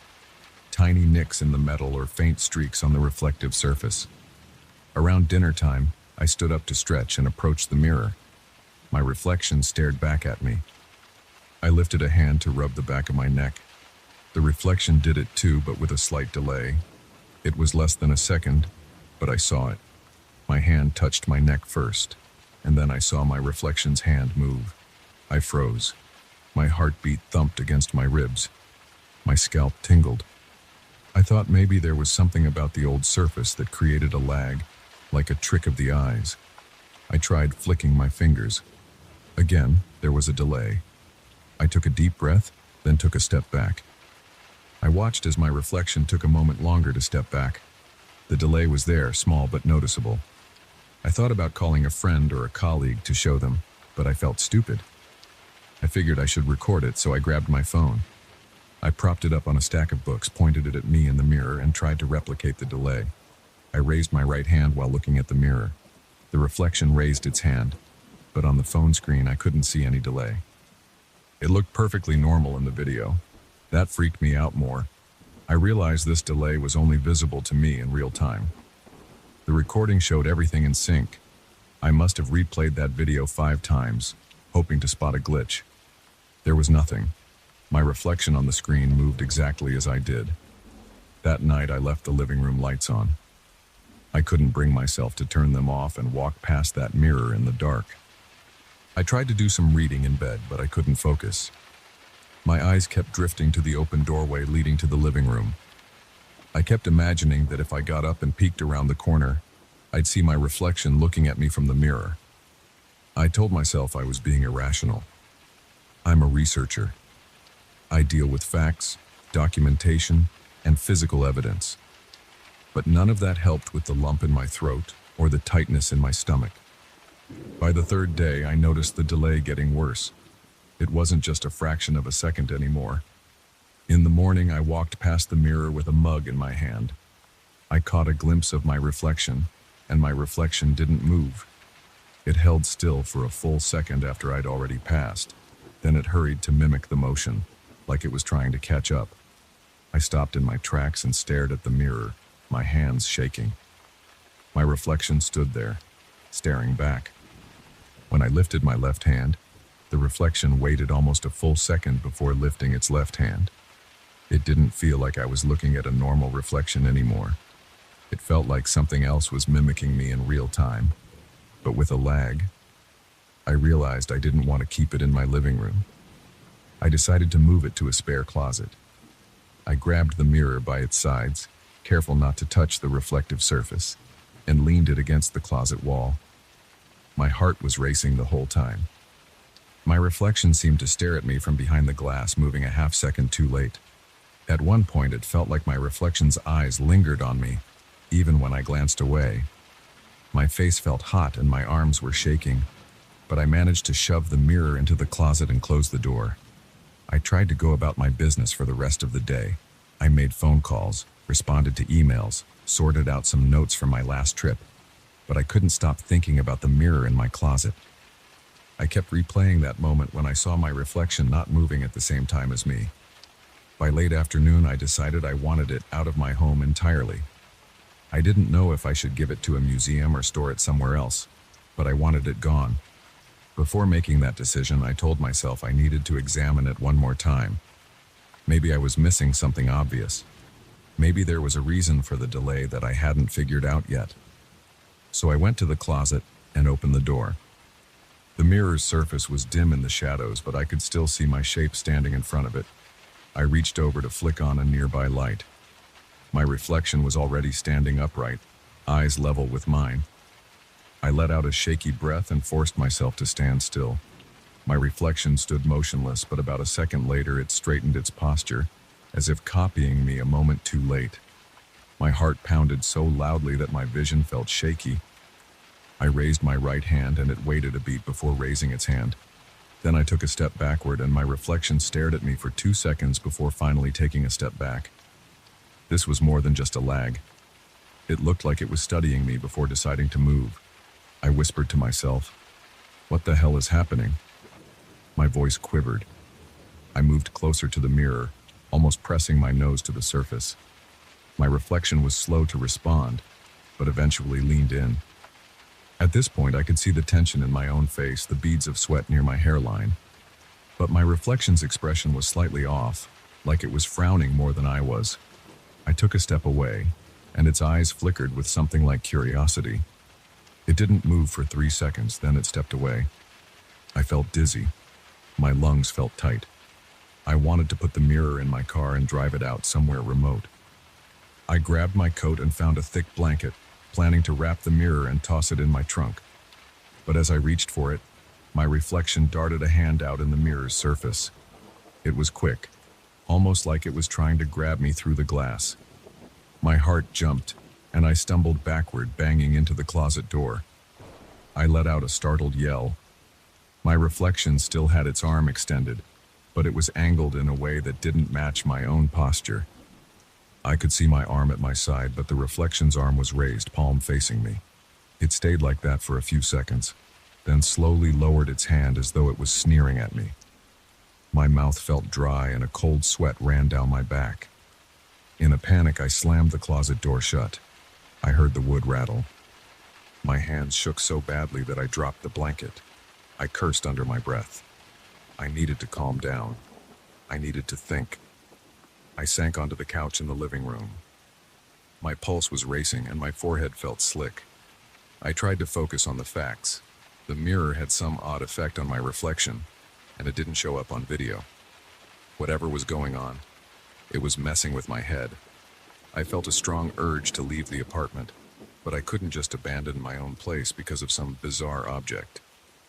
I decided to try locking the closet door, so I grabbed a spare lock from a drawer and fitted it onto the closet's latch. The lock clicked into place, and for a moment I felt a small hint of relief. But that relief faded quickly when I realized how unsettled I still felt. I spent the night in my bedroom with the door shut. I couldn't sleep. Every time I closed my eyes, I pictured my reflection stepping out of the mirror, creeping through the apartment. My rational mind told me that was impossible, but my body remained tense, and my heart kept hammering. Around 2 in the morning, I got up and pressed my ear against my bedroom door, listening for any sounds. The apartment was quiet, but I still felt on edge. I tried to distract myself by reading some old field notes, but I couldn't concentrate on the words. My gaze kept drifting to the faint light coming in from under the bedroom door.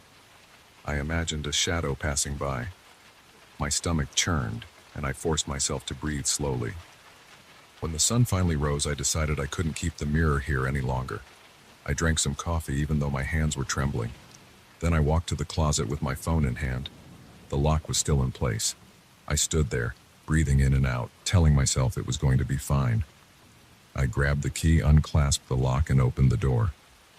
The mirror leaned against the wall, motionless. The reflection looked like me again, but it appeared tense. My reflection's eyes seemed slightly wider than usual. I realized I was also wide-eyed, but there was still that slight delay. I reached for the blanket on the floor. My reflection hesitated, then copied me. I carefully draped the blanket over the mirror, blocking most of the surface. I felt a jolt of relief, as if covering it would keep it from seeing me. I carried it outside, making sure to hold it firmly. The morning air was crisp, and I felt a slight breeze on my face. At my car, I popped the trunk and slid the mirror inside. I slammed the trunk shut faster than I should have, rattling the frame. My pulse wouldn't settle down. I climbed behind the wheel and started the engine. I didn't know exactly where I was going, but I just drove. I needed to find somewhere remote, maybe close to where I'd found it. At least then I could leave it there and distance myself from it. As I drove, I checked my rearview mirror a few times. I half expected to see something staring back at me from the trunk, but all I saw was the empty back seat. My face was pale and my eyes looked bloodshot. I gripped the wheel until my knuckles turned white. I kept replaying the moment that the reflection's hand shot out. I couldn't erase that image from my mind. I pulled into an old rest area, a deserted spot near some hiking trails. I parked away from any other cars. There was only one vehicle in the lot, and I didn't see anyone around. I popped the trunk and stood there staring at the covered mirror. My stomach was in knots. I paced around for a minute, trying to work up the courage to grab it again. Finally, I yanked it out and carried it toward a thick cluster of trees. The blanket slipped a bit, revealing part of the reflective surface. I glimpsed my reflection's face. It looked furious, or maybe desperate. I could see my own shaky expression, but with a noticeable delay. I felt a wave of nausea. I adjusted the blanket to cover it fully and continued walking. After a few minutes, I found a spot behind some large boulders. I placed the mirror against a rock. My arms were stiff from carrying it. I felt the urge to smash it, but I didn't want shards of broken glass around me. I also had no idea if destroying it would solve anything or just make it worse. I left it there, covered. I stared at it for a few moments, my heart hammering in my ears. Then I turned around and walked away, not looking back. I got into my car, hands trembling.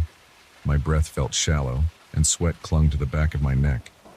I started the car and left that rest area, forcing myself not to glance in the rearview mirror more than I had to.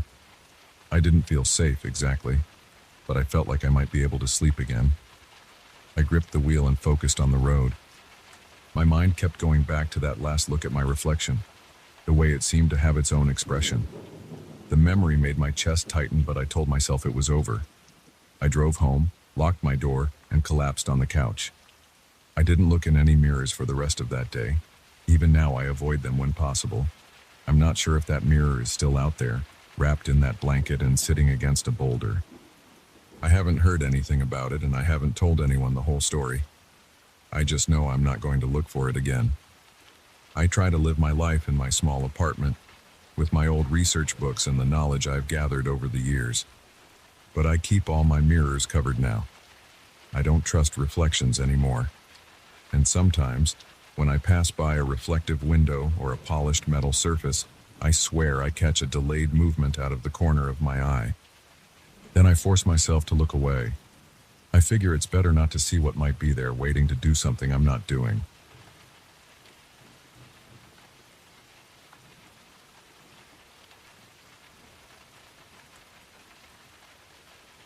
I never expected an empty canvas to make me sweat. When I first saw it leaning against the workshop wall, I wondered if there had been a mistake. My client told me it was old, but there was nothing on it. It looked like a blank piece of rough, aged linen, stretched on a wooden frame that had seen better days. I moved closer, inspecting the surface. I felt a slight shiver when my fingers brushed the texture. It wasn't smooth or uniform. There were faint lines under the topmost coat of white, like something buried. At first, I thought it was just uneven primer. I set it down on my table and decided to run a few quick tests. I turned on my desk lamp and tilted the canvas. Under the glare, I noticed small cracks in the paint. The cracks formed irregular patterns like hidden brush strokes. My heart gave a single heavy thump. There was something there. I wanted to see if there were older layers, so I used a magnifier. Up close, I saw flecks of color, dark green in one spot, a dull red in another. I felt a spike of curiosity. If there was a painting under all that white, I would find it. I live for that moment when an old image emerges from layers of time. That's the thrill of my job. I took a deep breath and started setting up my station. My workshop was small but organized. I had my chemicals, cotton swabs, and a special heater to control the temperature around the painting. I also had a cooler corner of the room near the window. I often work with controlled temperature to see if certain types of paint react differently to heat or cold. I began by taking a corner of the canvas and applying a mild solvent, just to see if the top layer would come off without damage. The white layer started to dissolve in tiny patches. I wiped gently, waiting for a clearer view of whatever was underneath. I leaned in, squinting. I saw the outline of a structure, maybe a building or a small cottage. It was faint, just a patch of dark shape against a lighter background. I felt a flicker of excitement. I turned off the solvent and let the canvas dry. Then I noticed something strange. The color under the white looked different depending on the angle of my lamp. I pulled my stool closer and inspected it again. It was late, and the room was a bit chilly. I realized I hadn't closed the window properly. The temperature had dropped. But as the temperature dropped, the dark shape on the canvas seemed to sharpen. I rubbed my arms and clicked on a space heater nearby. Within a few minutes, the shape softened again, almost disappearing under a thin veil of white. It was as if the cooler air had triggered some chemical reaction in the paint. I tested that theory by turning off the space heater and opening the window a bit more. The room got colder, and the shape grew clearer. I saw slanted walls, a peaked roof, a door. The painting looked like a modest house in a clearing, surrounded by tall, leafless trees. The details were faint, like a scene viewed through a thin fog. A chill ran down my back. I felt a knot in my stomach, a mix of fascination and unease. I decided to call it a night, cover the canvas, and lock up. But before I left, I gave it one last glance. The house looked slightly more defined. I saw a window and maybe a fence. I rubbed my eyes and left, ignoring the tingle in my gut. The next day, I woke up early and hurried back to the workshop. I felt a weird pull toward that canvas, like I had to see if I'd imagined the changes. The morning sun was bright, and the workshop was at a comfortable temperature. I removed the cover from the canvas and almost laughed. The painting seemed empty again, just a faint shape if I tilted my head. I decided to play with the temperature more systematically. I set the thermostat to a lower setting and waited. Slowly, the air in the workshop became cooler and my breath felt a little heavier in my chest. I saw the painting get clearer. The same small house, the same leafless trees. There was a path leading away from the front door, curving around the right side of the canvas. It was like watching a photograph develop in a dark room. I felt pins and needles on my arms. I placed a digital thermometer on my table. It read 60 degrees Fahrenheit. As it dropped to 58, I noticed new details. The fence around the house seemed broken in parts. There were what looked like footprints or indentations in the ground, but I couldn't see them clearly.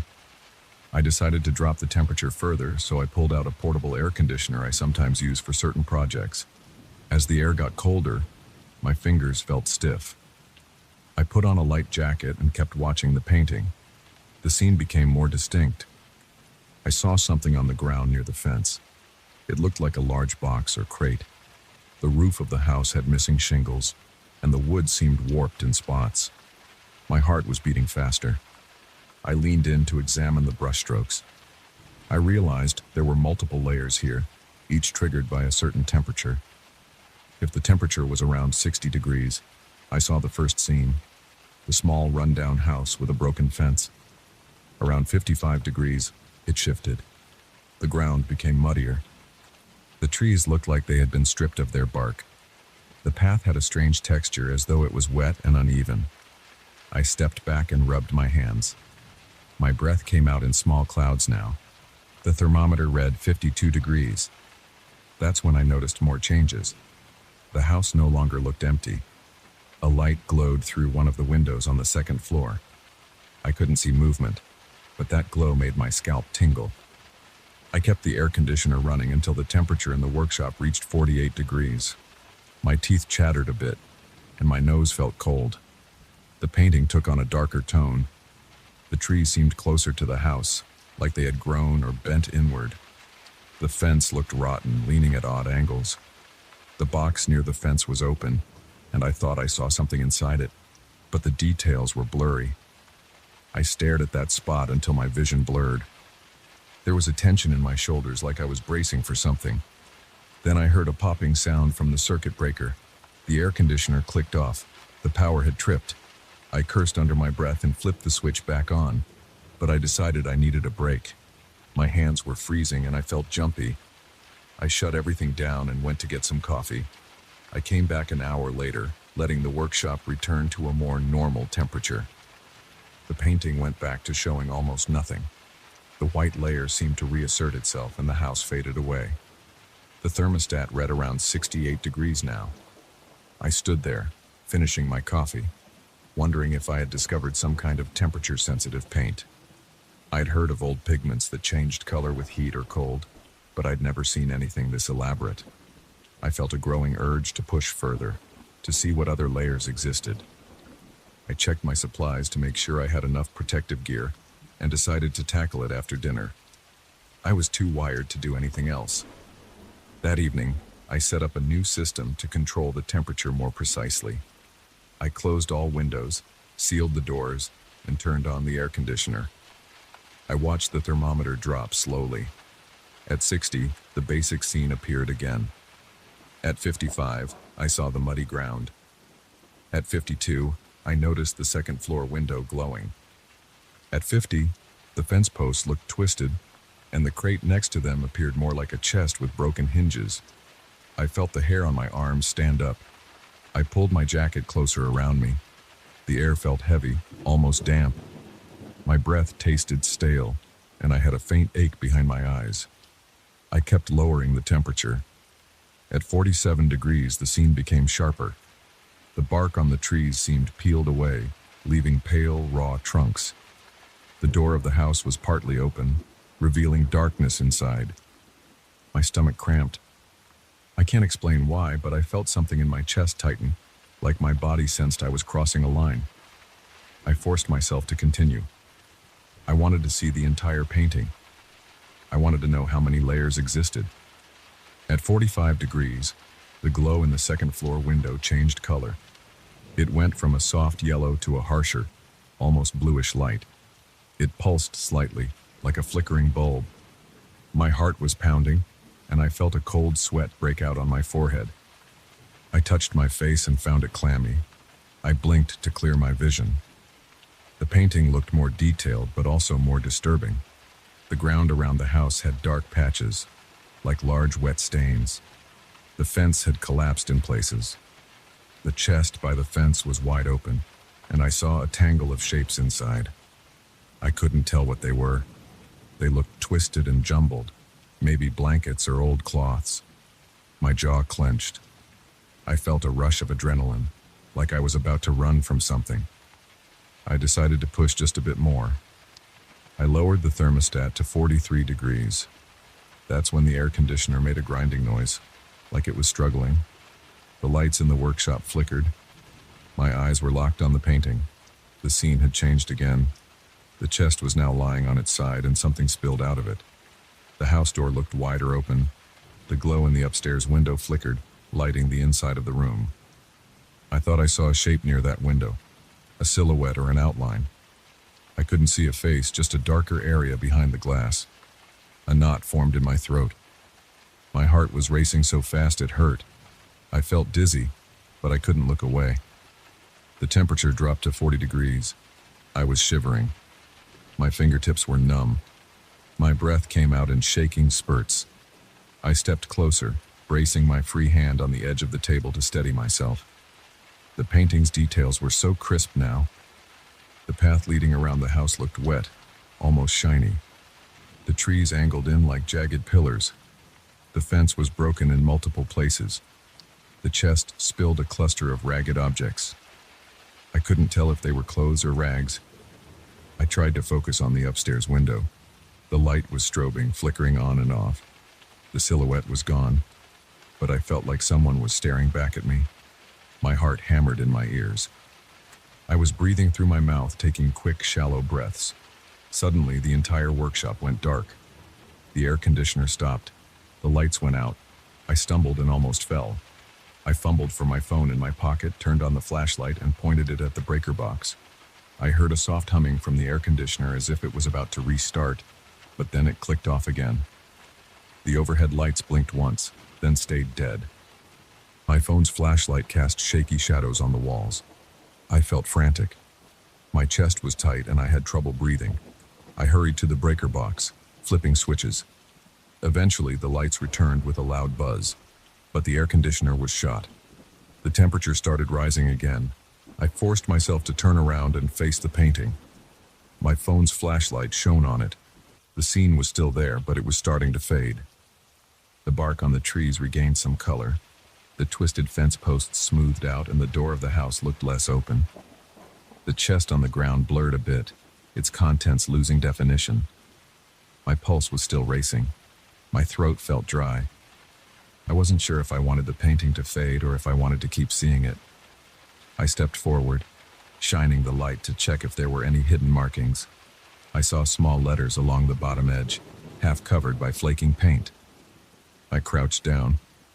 The letters looked like a name or maybe a date, but they were distorted by the cracks. My eyes burned. I gave up, feeling exhausted. I realized it was around midnight, and I was freezing. I powered down the workshop, placed the painting on a vertical stand against the wall, and locked up.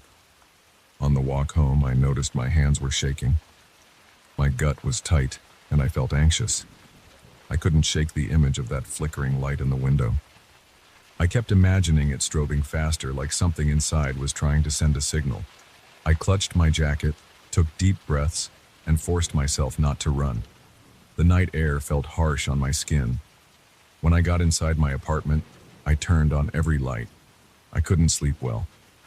My mind kept looping through those images. I kept seeing the twisted trees, the dark interior of that house, the half-spilled chest. I imagined the silhouette leaning closer to the window. My mouth went dry just thinking about it. The next morning, I felt sore from tension. My shoulders were stiff and I had a headache. I drove to the workshop with a feeling of dread. The canvas was exactly where I left it. In the normal warmth of day, it looked harmless. I ran my fingers over the surface. I felt faint scratches and ridges. I wanted to see if the painting had any other secrets. But my air conditioner was broken, and it was summer. I couldn't recreate those conditions easily.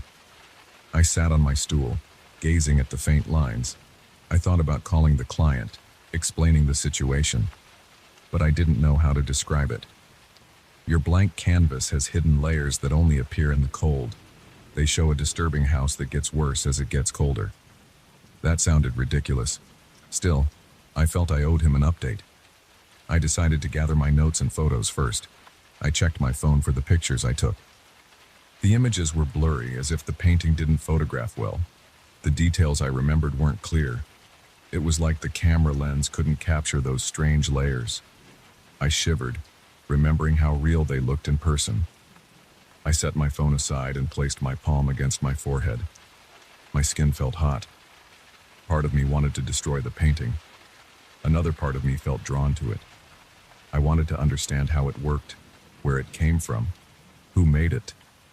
But I also wanted to get rid of it. I was worried about what else might appear if I found a way to make the workshop even colder. I sat there, my heart drumming. I stared at the cracks in the paint, waiting for them to move or shift. They didn't, but I couldn't relax. I felt short of breath. My entire body was tense. I listened to the hum of the workshop lights, the distant sound of traffic outside. I thought about the flickering window, the shape I might have seen. My skin tingled. I had the sense that if I triggered an even lower temperature, I would see something far worse. I felt my pulse thudding in my temples. I decided not to try it again. I'd seen enough. I checked my watch, then gathered my tools and locked up. I planned to call my client that afternoon. I left with my shoulders tight and my stomach in knots. I turned back once before leaving, staring at the canvas from across the workshop. Even from that distance, it looked like an ordinary blank painting, but I knew what was under that top layer. I shut the lights and left the room. On my way out, I felt the weight of the key in my pocket. My heart was still beating fast. I gripped the doorknob for a moment, then pulled the door shut behind me. I walked outside into the warm air, feeling a jolt of relief as the sun hit my face. I wanted to forget what I'd seen, but I knew it wouldn't leave my mind so easily. My hands felt damp and my breathing was shaky. The memory of that flickering light stayed with me, pressing against my chest. I promised myself I wouldn't go back there alone at night. I wasn't sure if I was more afraid of the painting or of what might appear if I pushed it further. Either way, I was done testing it. I just hoped I could keep it that way.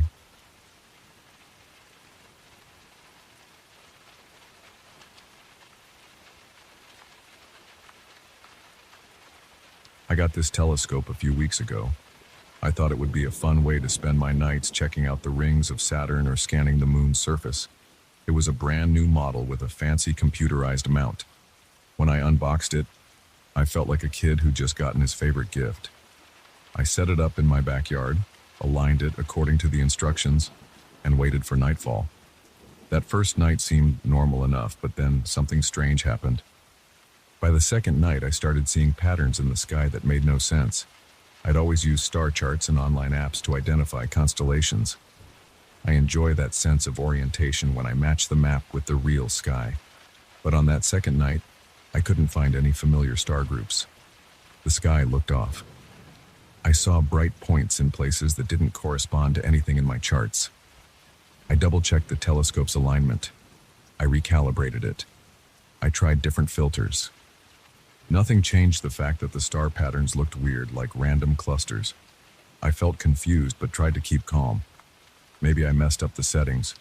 Maybe the mount was defective. On the third night, the telescope showed an arrangement of stars that looked like shapes. They weren't constellations I'd ever seen, but they resembled symbols, like characters from a language I didn't recognize. They were sharp, too. Through the eyepiece, I could see little outlines of what looked like lines and curves formed by the stars. I stepped back and stared at my telescope in disbelief.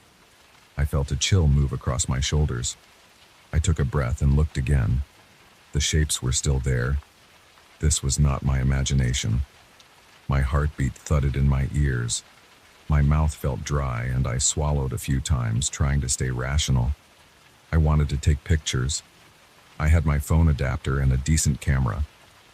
I tried snapping photos through the eyepiece, but every single time the resulting image showed a normal sky. It was the usual arrangement of constellations, nothing special. At first, I assumed I was messing up the focus or angle. I tinkered with the camera settings. I tried different exposures, but the results were always the same. The photos showed the night sky as anyone would expect it to look. No mysterious symbols, no strange patterns. I felt frustration building in my chest. I wiped my forehead, which was getting damp from standing outside in the humid night air. When I checked the sky with my naked eye, everything looked normal. The weird shapes only appeared through the telescope. I started feeling uneasy. Part of me wondered if I was losing it. I hadn't told anyone about this yet. I didn't want to come across like some conspiracy theorist who sees UFOs every time they look up. But my curiosity pushed me to keep investigating. The nights that followed only intensified the experience. Each time I looked through the eyepiece, I saw new sets of shapes. They almost looked like runes or glyphs. The patterns kept shifting from one night to the next. Sometimes I would stare at them for half an hour, trying to decode them or at least find some repeating pattern. But I couldn't make sense of it. My head started to pound after long sessions, and I felt tension across my shoulders and neck. I decided to check the manufacturer's website to see if anyone else had reported something like this. I spent hours reading user forums. Nothing. Nobody mentioned seeing strange star patterns that didn't match star charts. I checked astronomy blogs, online communities, everything I could think of. I found no similar cases. That made me feel more isolated. I started to question my own sanity again. Then I noticed something else that made the situation worse. During the day, I spotted faint marks on objects around me. They looked like the symbols I'd seen at night. The first time I noticed one was on the side of my car. It was a small, almost invisible scratch. But when I looked closely, it seemed to have a pattern that matched one of the star formations I'd seen the week before. I felt a jolt in my chest and my hands got clammy. I ran my fingers over the scratch. It felt shallow and random, but visually it was way too similar to be a coincidence. Over the next few days, I spotted more of these markings. One was on the front door of my house. Another was on a metal lamppost near the sidewalk. Another was on a cardboard box in my garage. Each mark looked slightly different, but the style matched. It had those same curved lines and angular shapes. My stomach twisted whenever I found a new one. I started scanning my surroundings constantly, looking for more. I was jumpy. My nights were restless because I kept dreaming of those symbols swirling around my head. I tried to remain calm and logical. I told myself there had to be an explanation. Maybe these marks had always been there and I was just noticing them now. But that didn't feel right. I'm pretty observant, especially with anything that resembles a pattern or sign. I couldn't ignore the connection. It was too direct. At that point, I decided to take a break from using the telescope. I thought if I stayed away from it for a while, I might clear my head. I spent a whole weekend without looking at the sky. I tried to distract myself with movies, chores, and normal errands, but I still felt that pull. Every time I walked by my telescope, I got this urge to check if something new had appeared. By Sunday night, I gave in and went out to the backyard again. That night, the sky through the scope looked even stranger. I saw what could have been a cluster of stars shaped like a spiral, but instead of a natural curve, it had sharp edges. It looked like a broken spiral with jagged corners, almost like a stylized swirl you'd see carved into stone. I got a lump in my throat. My palms got sweaty and I caught myself breathing faster. I could almost feel a buzzing sensation in the back of my skull. I tried to take a photo. Once again, the photo just showed Orion, Taurus, and the usual stars. Nothing unusual. I kept glancing around the backyard, like I expected someone to be watching me. The night felt heavy. The trees rustled in a slight breeze. I heard a dog bark a few houses away. My focus kept shifting between the telescope and the darkness. My mind raced with questions. Was I hallucinating? Was there something about this particular telescope that created illusions? It didn't make any sense. Telescopes don't produce random illusions, especially not ones that look like consistent symbols. That's when I remembered the day markings again. I hurried inside and checked all the spots where I'd seen them before. They were still there, just as faint as before. I took photos of those scratches and scuffs. At least those showed up in the images. When I zoomed in on them on my phone, they looked bizarrely clean in their outlines.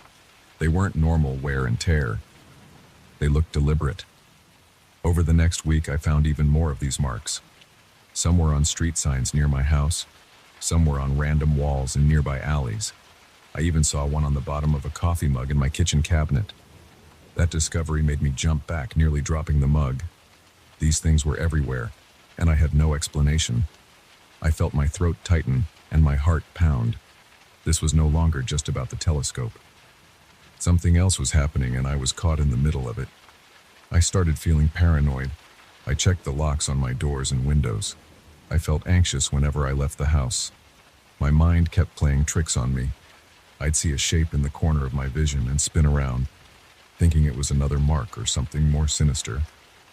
At night, I'd toss and turn in bed, my heart racing whenever I thought about stepping outside to look at the sky. But I couldn't stop. I felt drawn to the telescope even though it terrified me. One night, I decided to try a different approach. I set up my phone to record a video feed through the eyepiece. I let it run for a while, focusing on the spot where I saw the strangest configuration. After about 10 minutes, I stopped the recording and played it back. The video just showed a normal star field. I wanted to scream in frustration. I felt a hot flush on my cheeks. My muscles tensed. I cursed under my breath. None of this made any sense, and I had no way to prove what I was seeing. As time went on, the symbols in the sky seemed to intensify. They would pulse in and out of focus, as if they were flickering. I'd hear a ringing in my ears whenever I looked at them for too long. My head would start pounding and I'd have to pull away from the scope. My vision would feel blurry for a minute or two afterward. My mouth would go dry and I'd have to sit down, breathe slowly, and wait for the feeling to pass. I contacted a friend who's into astronomy. I asked him to come over and check out my new telescope without giving him too many details. I just said I was getting weird images. When he arrived, we waited until it was dark. I positioned the scope at the section of sky where I usually saw the symbols. I tried to stay calm and casual, like this was just a simple test. He looked through the eyepiece for a long time. Then he said he saw nothing unusual, just the standard stars. My heart dropped. I insisted he look again, adjusting the focus exactly how I do it. He saw nothing. He gave me a concerned look, like maybe I needed help. That look made my stomach tighten. I forced a smile and shrugged it off, telling him maybe I just had a glitch in the mount alignment. But inside, I was freaking out. He left, and I felt more alone than ever. If nobody else could see these patterns, then they might be only in my head. But they felt real. The marks around my house were real, so there had to be a connection. My gut told me something was happening that nobody else could sense. The next day, I found another mark on my living room wall. It was near the corner behind a lamp. I only noticed it because I was cleaning. It looked fresh, like it had been carved. The surface paint was chipped away in a thin line. I knelt down and traced it with my finger. It was an intricate symbol, almost exactly like the swirl I'd seen in the sky a few nights before. I felt a surge of panic. My heart hammered. The hair on the back of my neck stood up. I pulled my hand away and backed out of the room. I stood in the hallway, breathing fast, trying to calm myself. That was the moment I realized there might not be a simple fix. The telescope was only part of this. The day markings were just as important. I decided to see if they lined up with the nightly patterns. I started making rough sketches of the symbols I'd seen through the telescope. I wrote them down in a notebook, copying them from memory as best I could. Then I went around my house and neighborhood, photographing every strange mark I could find. After a few days, I had a collection of images on my phone and a set of sketches in my notebook. When I compared them, I saw clear matches. Some of the symbols from the sky were identical to the ones in my garage or on the sidewalk. Others were slight variations, but they still had similar shapes. My gut twisted. This wasn't random. Whatever was going on, it had a pattern. I started spending my evenings obsessively tracking each new formation in the sky. Each morning, I'd walk around looking for corresponding symbols. I was sleep-deprived, my eyes bloodshot, and my moods were erratic. I'd snap at people for no reason, then apologize. I tried not to mention the symbols to anyone else. I didn't want to be labeled crazy. But inside, I was spiraling. Every noise at night made me jump. My neck felt stiff from constantly turning around, checking my surroundings. One night, I stayed up until dawn, watching the sky for hours. Near the end of my vigil, just before the sun came up, I saw a final pattern appear. It was a bold, geometric shape made of dozens of tiny points of light. My heart pounded like a drum in my chest. I could see lines linking these points, forming a strange grid. A ringing started in my ears. My vision blurred. I gripped the telescope so hard my hands hurt. I was afraid to blink, afraid to lose this image. Then the sun rose, and it faded. My scope just showed a pale blue sky. Later that morning, I dragged myself around the yard, half expecting to see that geometric shape carved into the side of my house. But it wasn't there. I checked the fence, the mailbox, the trash bins. Nothing. For a moment, I felt relief. Then I stepped inside and froze. Right on the living room floor, etched into the wooden boards, was the same grid. The lines were faint, but I could see them if I looked carefully. They crisscrossed the floor in the exact pattern I'd seen in the sky. I sank down to my knees, feeling a wave of dizziness. My breath came in shallow gasps. My hands shook. I reached out, touched the grooves in the wood. They were real. I still don't have answers. The symbols keep appearing, both in the sky and around me.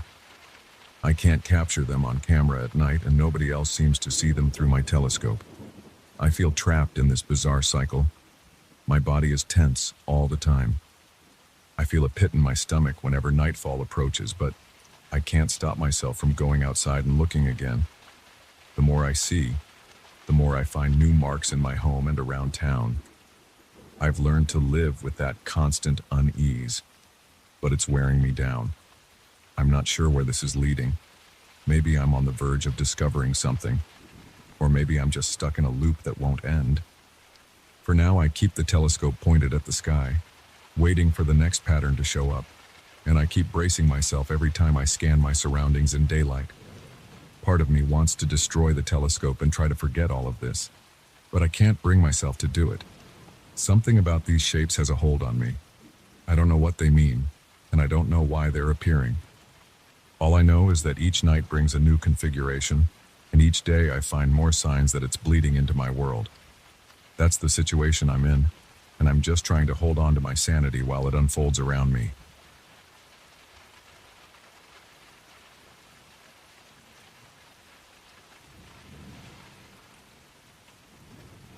I never expected an abandoned place to look so alive. The moment I stepped through the rusty gates of that mansion, I felt a heavy jolt in my chest. The front yard looked neglected and tangled, but there was something off about it. The real estate agent barely gave me any details, just told me that the owner would pay well for my landscaping work. I didn't care about rumors. I wanted the job. The property was huge, and I had never seen so many ornate statues scattered around a yard before. They were carved from some dull stone, each figure frozen in a different pose. Some held vases, others brandished shields. A few had their arms raised toward the sky. Even though it was midday, the place felt dim. I noticed thick vines wrapped around the statue's legs. I checked my watch, turned on my phone's flashlight, and walked deeper into the yard. My first day of work was mostly about clearing debris and assessing how much time I'd need to restore the gardens. I saw broken fountains and cracked pathways. Stagnant water had pooled in certain areas, leaving a sour smell in the air. I heard a few birds but didn't see any. I also caught the sound of my own boots scraping against the gravel. Every step felt too loud in that silent expanse. I knew I had my work cut out for me, so I set down my toolkit and started cleaning. By late afternoon, I noticed something strange. When I first arrived, one of the statues was holding a shield at waist level, pointing it toward the house. After I took a break to get a drink, I saw that the shield had shifted slightly. It was almost pointing toward the large hedge on the eastern side of the property. I assumed I was just tired or had misremembered the statue's position. I shook my head and kept working, but I made a mental note to check again the next day. On my second day, I started trimming the overgrown hedges. I hauled out dead branches and cut through thick brush that had been left untouched for years. My hands got scratched, and I used a pair of heavy-duty gloves to avoid more cuts. I laid fresh mulch in a few spots. The agent had supplied me with enough tools and materials, so I didn't worry about running out of anything. After a few hours, I stood back to see my progress, and that's when I noticed another statue had changed position. This time, a figure that had its arm raised to the sky was now leaning forward with its hand angled toward that same eastern hedge. My heart pounded. I rubbed my eyes. It wasn't my imagination. Something was making these statues move. I spent the rest of that afternoon checking every statue one by one. I started with the ones near the main entrance. I circled them, looking for joints or mechanical parts. I found nothing. The stone looked solid and rough, covered in a layer of dust.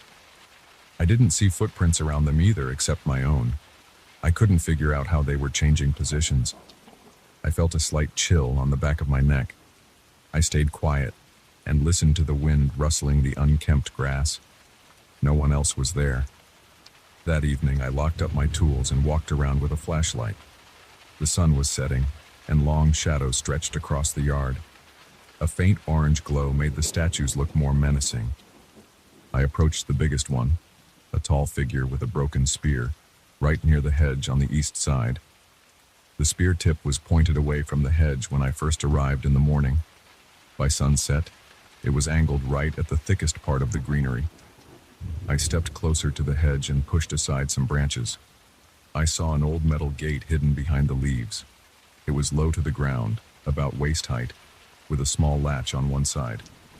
I tried to pull it open, but it was locked. I left it alone and decided to come back in the morning with better lighting. On the third day, I felt uneasy. I kept expecting to see someone else lurking behind the bushes, maybe moving the statues just to mess with me. But the place was silent. and the caretaker who let me in each morning had his own tasks in the main house. I rarely saw him. Around midday, I worked up the courage to check that hidden metal gate again. I cut away the vines and pulled at the latch. It was rusted shut. I used a small crowbar to pry it open. The hinges groaned and the gate gave way. Behind it, there was a narrow stone staircase leading underground. The steps were steep and dusty. They disappeared into darkness. My pulse sped up, and I felt sweat building on my forehead. I switched on my flashlight and shined it down the steps. I didn't see much. I could make out stone walls on each side, slightly damp. The smell of musty air drifted up. I stood there for a moment, wondering if this was part of the property that no one told me about. The contract never mentioned an underground area. I thought about turning away, but the memory of those shifting statues drove me forward. I took a deep breath and started down. My boots scraped against the rough steps. I had to duck my head in a few spots where the ceiling was too low. Water dripped from above, leaving small puddles on the steps. My flashlight flickered against the walls, revealing patches of moss and tiny creeping insects. The air felt thick. My breathing got heavier as I reached a flat landing. The corridor continued, but it seemed to open up into a larger space ahead. I stepped into a wide chamber. The first thing I noticed was a faint greenish glow. I looked around and saw strange plants growing from the ceiling. They looked like ferns or vines, but they were hanging upside down, with roots exposed near the top. The leaves and stems stretched downward, and they glimmered in a soft, phosphorescent glow. My skin tingled. I felt a sudden drop in the temperature. My breath caught in my throat as I realized I was standing in a large underground garden. I moved my flashlight beam across the area. There were rows of these plants aligned in neat lines. Each row had some type of vine or flower growing upside down. I stepped closer and my boots sank into damp soil. There were no footprints except mine. The glow from the plants lit the chamber just enough to see without my flashlight, so I turned it off to preserve the battery. The green light gave everything a weird tint. I reached out and touched a hanging leaf. It felt slightly warm, which surprised me. The underside of the leaf was slick with moisture. My fingers came away with some kind of luminescent residue. I wiped it on my pants and it left a faint smear. A few minutes passed while I walked between the rows, searching for any sign of who might be maintaining this place. The soil looked freshly turned. I tapped it with the toe of my boot and realized it was firm but not dry. It reminded me of a greenhouse environment, but there were no heat lamps or irrigation lines. Suddenly, I heard a clicking sound behind me. My heart jumped. I spun around and aimed my flashlight at the corridor. I didn't see anyone. I realized the sound might be the gate or the hinge on the door at the top of the staircase. The possibility of being locked in crossed my mind. I felt my throat tighten, and my breathing went shallow. I hurried back to the staircase. The door was still open. I exhaled and leaned against the wall, trying to calm down. My nerves were on edge. I decided to leave that underground garden alone for the rest of the day. Before heading back up, I picked a small glowing leaf and slid it into a plastic bag I found in my jacket pocket. I wanted to check it later under normal light. Maybe I'd ask the caretaker if he knew anything about that underground room. Once I climbed out and closed the gate behind me, I felt a little better. The afternoon sunlight hit my face, and I took a few deep breaths. I wiped sweat from my forehead, locked the gate, and stuffed the key in my pocket. Back in the main yard, the statues hadn't moved since morning, which felt even more unnerving. I walked around, trimmed a few bushes, and tried to focus on my actual job.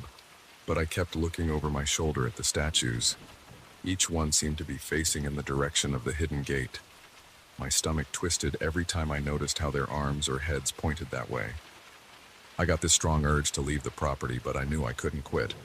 The pay was too good, and I also felt drawn to whatever was going on here. That night, I sat in my truck and looked at the leaf I had bagged. It still glowed faintly, even though it had been out of the ground for a few hours. The glow was dimmer, but it was there. I placed it on the passenger seat, turned off the cabin light, and watched it pulsing with a gentle green hue. It gave me chills. I slid it back into the plastic bag, sealed it, and decided not to think too much about it.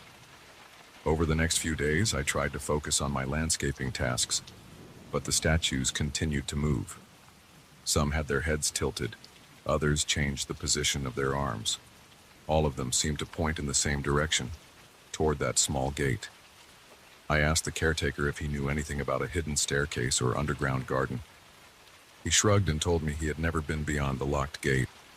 He said the mansion's original owners kept a lot of secrets, but he didn't want to talk about them. I didn't push him. I started noticing changes in the underground garden as well. Whenever I went down there, I saw new growth on the upside-down plants. Their leaves spread wider, and the glow got stronger. The temperature felt colder each time, and the walls had more condensation. I checked the soil and found no signs of standard nutrients. I couldn't explain how these things were thriving. I tried collecting samples, but they would dim and shrivel after a few hours in my truck. It felt like they needed that underground space to survive. One afternoon, I heard a scraping noise while I was down there. It sounded like stone against stone. My pulse raced as I walked toward the staircase, aiming my flashlight at the walls. I half expected one of those statues to appear at the bottom of the steps, but I didn't see anything. The scraping sound stopped. I stood there for a long time, listening to my own breathing, hearing little water droplets echo through the chamber. My palms were sweaty and I gripped the flashlight so tight that my knuckles turned white. I started to realize that the statues might be moving on their own, or something was guiding them. Every day they angled themselves at that hidden garden. I felt as if they wanted me to keep going down there. I couldn't figure out why. I checked each statue for any sign of tampering and found none. At one point, I tried setting up a small camera overnight, but the battery died and the footage was useless. I kept my distance from the statues after that. I did my basic landscaping tasks, trimmed hedges, cleared weeds, and adjusted the old irrigation system near the main fountain. The caretaker asked if I was making progress. I told him yes, but I didn't mention the underground garden anymore. A few times I caught him staring at the statues with a concerned look, but he never asked questions. During my final week of work, I decided to return to the underground garden one last time. My curiosity was eating at me. I went down the steps, flashlight in hand, and noticed the green glow was stronger than before. The plants looked thicker, hanging all around me. They almost formed a canopy overhead. I found what looked like a cluster of large buds near the far wall. Each bud had a faint pulse of light inside it. I reached out and touched one bud, feeling its surface tremble under my fingertips. Then, I heard that scraping noise again, but this time it was louder. It sounded close, like it was coming from above. My heart hammered in my ears and my scalp tingled. I ran to the stairs, flashing the light around me. I climbed up as fast as I could, tripping on a loose step. My right knee banged against the stone and I cursed under my breath. I gritted my teeth, pushed myself up, and kept going. I made it through the gate, slammed it shut, and locked it. I stood there, panting, staring at the statues. All of them were facing me with their arms raised. I could see them in the fading sunlight. My shirt was drenched in sweat, and I felt my pulse hammering in my temples.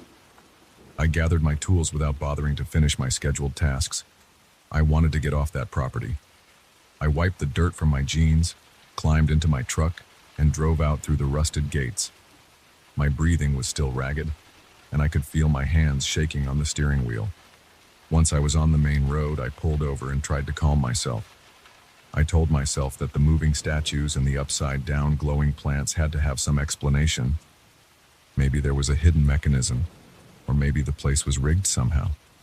But every time I tried to reason it out, I remembered the sight of those statues shifting from day to day. I fulfilled my contract, but I didn't linger. I got my final payment, packed up my tools, and left. I didn't tell anyone about that underground garden except the caretaker, who only gave me a blank stare. He didn't admit anything, and he didn't deny anything either. To this day, I still wonder if those statues are pointing to that hidden passage, luring people down into that underground space. I can't shake the memory of that soft green glow, or the way the plants seemed to grow in the wrong direction. I didn't see them die, and I didn't see them spread. But I can't forget the feeling of stepping into that chamber, surrounded by that cold air and the eerie light. I don't plan on going back, but I can't pretend it never happened. I still have the plastic bag with that shriveled leaf, locked away in a spare toolbox. Sometimes I take it out and see a faint glow, even now, and I quickly seal it up again.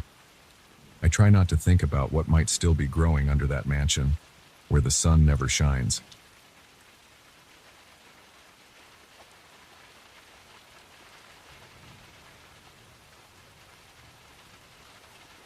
I got the call on a Wednesday afternoon. The voice on the other end told me there was a large Victorian mansion outside the city limits, and they needed someone with my experience. I'd done plenty of restorations before, but I'd never worked on anything that old or that big. The mansion had over 30 rooms, and apparently, it had been through several attempts at renovation without much success. The owner was vague about the problems. He just said, "Things don't stick." I was curious, but I also needed the money, so I took the job. I packed up my truck that weekend and drove out to see the place. When I first arrived, I noticed the yard was overgrown. The gate squeaked as I pushed it open. The main path to the front door was cracked and uneven. I saw weeds poking through the gaps in the walkway. The place looked abandoned. The windows were streaked with dirt, and the paint on the wood siding was peeling off in chunks. The porch sagged in the middle. The front door handle felt loose when I tried to turn it. I managed to get it open on the third try using a bit of force. Inside, the air smelled stale, like nobody had breathed in there for a while. Dust floated in the sunlight. The wooden floors groaned under my boots. I remember thinking the structure felt like it was leaning to one side, though I couldn't say for sure. I checked a few rooms before I met the caretaker, a thin man with short hair and a nervous look in his eyes. He told me that the owner was out of town and had authorized him to provide any assistance I needed. He was polite enough, but he wouldn't step more than a few feet into the house. He stood near the doorway and shifted his weight from one foot to the other. I asked him why he seemed uneasy. He said the house had a reputation. Past crews had quit without finishing. There were rumors of strange sounds at night. I didn't pay much attention to that. I'm not someone who believes in hauntings or curses. I've heard stories on other sites, and usually it's just the wind in the rafters or old pipes clanking. I told him not to worry, that I'd work alone if necessary. He nodded, but didn't look convinced. I started the project the next day. I did a full walkthrough, taking measurements, marking walls that needed structural repair, and sketching a plan for each floor. I spent hours examining the architecture, noting all the details that made it a classic Victorian house. The tall ceilings, the ornate trim, and the stained glass windows. Some windows were intact, others were cracked. I figured I'd replace the broken ones with replicas. I wanted to keep the original spirit of the house, but also ensure everything was sound and safe. After I finished my initial notes, I went to the small office near the foyer. There was a huge stack of old blueprints. Some were decades old, possibly from the original construction. Others were more recent, from previous renovations that never got completed. I spread them out on the desk and tried to line them up with the new measurements I'd taken that morning. That's when I noticed some inconsistencies. Several of the older plans showed extra rooms, hallways that didn't appear in the current layout, or strange corridors that seemed to connect to nowhere. I didn't think much of it right then. Sometimes owners seal off rooms or remove them during major updates. I figured that might have happened at some point in the mansion's history. But as I flipped through more pages, I found sketches of a second dining room and a small library that I'd never seen. According to the notes, these had been removed after a fire in the early 1900s. Still, something felt off. The caretaker hadn't mentioned any major structural changes. That evening, I stayed until it got dark. I had my portable work light set up on the second floor where I'd started pulling down old wallpaper. I heard faint sounds in the hallway. It might have been pipes, but it sounded more like footsteps. I went to investigate, but didn't see anyone. The caretaker had gone home, so I was sure the house was empty except for me. I shrugged it off. Old houses make noise. It was a little strange, but I wasn't scared. I packed up my tools and went home. The next morning, I walked back into the same hallway and noticed that the wallpaper I'd peeled off was back in place. At first, I thought maybe I'd just made a mistake, but I could see where I'd left scraps in a pile on the floor. Those scraps were gone. The walls looked the same as the day before I worked on them. I checked another spot where I'd started patching a section of wood paneling. That patch was gone too, and the paneling was cracked again, just like I'd never touched it. I felt my stomach knot. I didn't have a logical explanation. I knew I'd done the work. My note said so, and my arms felt sore from all the scraping. I walked through more of the house and saw that everything I'd done had been reversed. I decided it had to be a prank. Maybe some local kids broke in overnight and reattached the wallpaper, though that sounded insane. I couldn't think of any other reason. I went back to the office and checked the old blueprints again. I noticed more details about rooms that shouldn't exist. Some notes suggested these rooms were still there, behind hidden walls, or that they'd been sealed off. Others indicated they were completely demolished. Yet each set of blueprints told a different story. It felt like the house had been rearranged over and over, and none of the plans matched the current reality.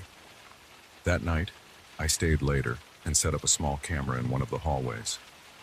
I also put a motion sensor in the main foyer. I wanted to catch whoever was messing with my work. I spent hours quietly listening. I heard creaking upstairs.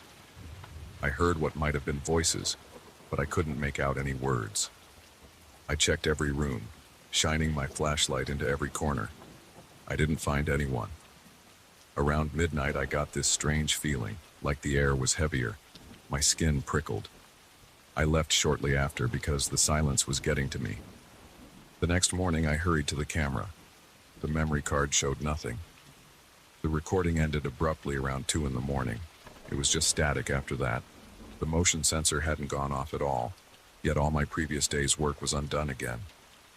I felt a surge of frustration. I paced around the foyer trying to calm down. I could see that my attempt to fix a section of the railing on the staircase had vanished. The old broken railing was back, same splinters, same missing chunk of wood. I considered calling the owner and quitting, but something about this job intrigued me. I decided I'd try a different approach. I sealed one room on the ground floor with extra security measures. I brought in a bunch of tools and started a thorough teardown of a rotted section of the wall. I put fresh boards in place and used brand new nails. I hammered them in tight, and I even left a small mark with my initials on a hidden corner, so I'd know if it changed. I finished around 8 that night. I locked the door to that room from the inside, then climbed out a window. I locked that window from the outside using a latch I installed. There was no way anyone could get in without breaking something. The next morning, I cut the exterior latch, opened the window, and climbed back into the room. Everything was undone. The old boards were back, my nails were gone, and my initials were nowhere to be found. I felt the hair on my arms stand up. There was no sign of forced entry, no footprints, no sawdust. It was like time had reversed itself in that one space. I didn't like how my hands were shaking. I tried to steady myself by focusing on the facts. The caretaker insisted nobody else had a key, and the windows were secure. Yet the work was reversed. I told him what was happening, but he just stared at the floor. He said some of the previous crews had noticed small things disappearing overnight, but nobody had documented it as clearly as I had. That day, I went back to the office and examined the oldest blueprint. It showed a narrow staircase leading to a third-floor area that wasn't on any of the modern plans. I walked around upstairs for nearly an hour, tapping on walls and checking for hollow spots. Eventually, in a corner of the corridor behind a large closet, I found what felt like a thin seam. I pried off some paneling and discovered an old door. It was locked, but I forced it open with a crowbar. Inside, there was a tiny landing and a steep wooden staircase. It smelled damp, like the air hadn't moved in decades. My flashlight revealed dusty steps and cobwebs. At the top, there was a cramped hallway with 3 closed doors. I tried the nearest door. It opened into a room that looked like a small study, with a worn rug and a heavy wooden desk. Dust covered every surface. There was a stack of books on the desk, but I couldn't read the titles because the covers were faded. The second door opened to what might have been a bedroom, empty except for an old chair. The third door was locked and wouldn't budge, no matter how hard I pushed or pried. I heard a faint noise behind the locked door, like someone shifting their weight. My heart pounded. I leaned in, pressing my ear to the wood. I thought I heard low voices, but I couldn't make out actual words. I pounded on the door, asking if anyone was there. No one answered, but the sound stopped. A chill ran across my scalp. I could feel sweat trickling down my back. I left that area right away, shutting the hidden door behind me. I wrote everything down in my notebook, trying to keep track of every detail. I spent the next few days focusing on other tasks. I fixed a few broken windows and reinforced a section of the floor in the main parlor. Each morning, my work was undone. I started sleeping on a cot in one of the downstairs rooms, hoping I'd hear something. Every night, I heard tapping noises in the walls, sometimes voices I couldn't locate. I'd get up and check the hall, but I never found anything. My stomach churned with nerves. My mouth felt dry most of the time, and my mind was on edge. I was determined to keep going, but I felt more exhausted each day. One night, I climbed back to that hidden third floor and set up a small camera outside the locked door. I didn't open the door again because I was too uneasy. I left the camera recording for hours. The next morning, I grabbed the camera. It had recorded about an hour before the footage cut to static. When I scrolled through the frames, I saw the door start to open by itself. Then the camera feed went out. I nearly dropped the device in shock. I had no explanation for that. There was no sign of forced interference, no damaged wires. It just stopped recording after the door moved. I felt my heart racing, and I realized I was shaking again. My skin felt cold, and my breath came out in quick spurts. I couldn't concentrate on the restoration anymore. Something in this house was pushing back against every change I tried to make. It felt like the building was alive in some way, or at least controlled by something that wanted it to stay the same. The caretaker asked me if I was going to leave. I told him I didn't know yet. I wanted to talk to the owner, but the caretaker said the owner was overseas. He offered to pass along a message, but I wasn't sure what to say. The next day, I tried one last test. I took a single wooden board and wrote the date and time on it in thick marker. I placed it in the main foyer near the stairs where I planned to fix a broken banister. I left it there with a camera aimed at it. I started filming in the afternoon. I watched that board for 6 hours straight in real time. Nothing happened. It was still there when I went to bed, but in the morning it was gone, and my camera showed static for half the night. I searched the entire foyer and every adjacent room. The board had vanished. The banister was still broken and looked untouched. That final incident pushed me over the edge. My chest felt tight. I was angry and scared. I wanted answers. I confronted the caretaker, demanding a reasonable explanation. He just kept repeating that the house was known to be impossible to renovate and that nobody ever stayed long enough to figure out why. I realized I was at a dead end. Nothing I tried had any lasting effect. No cameras captured the moment the changes disappeared. The caretaker had no solutions. My phone calls to the owner went straight to voicemail. After a few more sleepless nights, I decided there was nothing more I could do. I packed up my tools, loaded them into my truck, and told the caretaker I was done. He looked relieved. He didn't try to stop me. Before I left, I walked through the foyer one last time. The floor creaked in the same spot it always did. The dusty chandelier above me swayed slightly, as if disturbed by a draft I couldn't feel. My patched-up windows were cracked again, my replaced boards were missing, and my work was erased from every corner of the house. I turned to the caretaker and said, "Tell your boss I did my best." Then I stepped outside, shut the door, and felt the cool air hit my face. My heart pounded. My palms were sweaty. I gripped the steering wheel hard as I drove away. That was the last time I saw the mansion. Sometimes I think about the hidden rooms, the locked door, and those sounds in the walls at night. I still don't have an explanation. All I know is that the house refused to be changed. I wasn't about to stay there forever to figure out why. I can fix structural damage and I can replace rotted wood, but I can't force a house to accept something it doesn't want. And that place, for whatever reason, wanted me gone. I gave it what it wanted.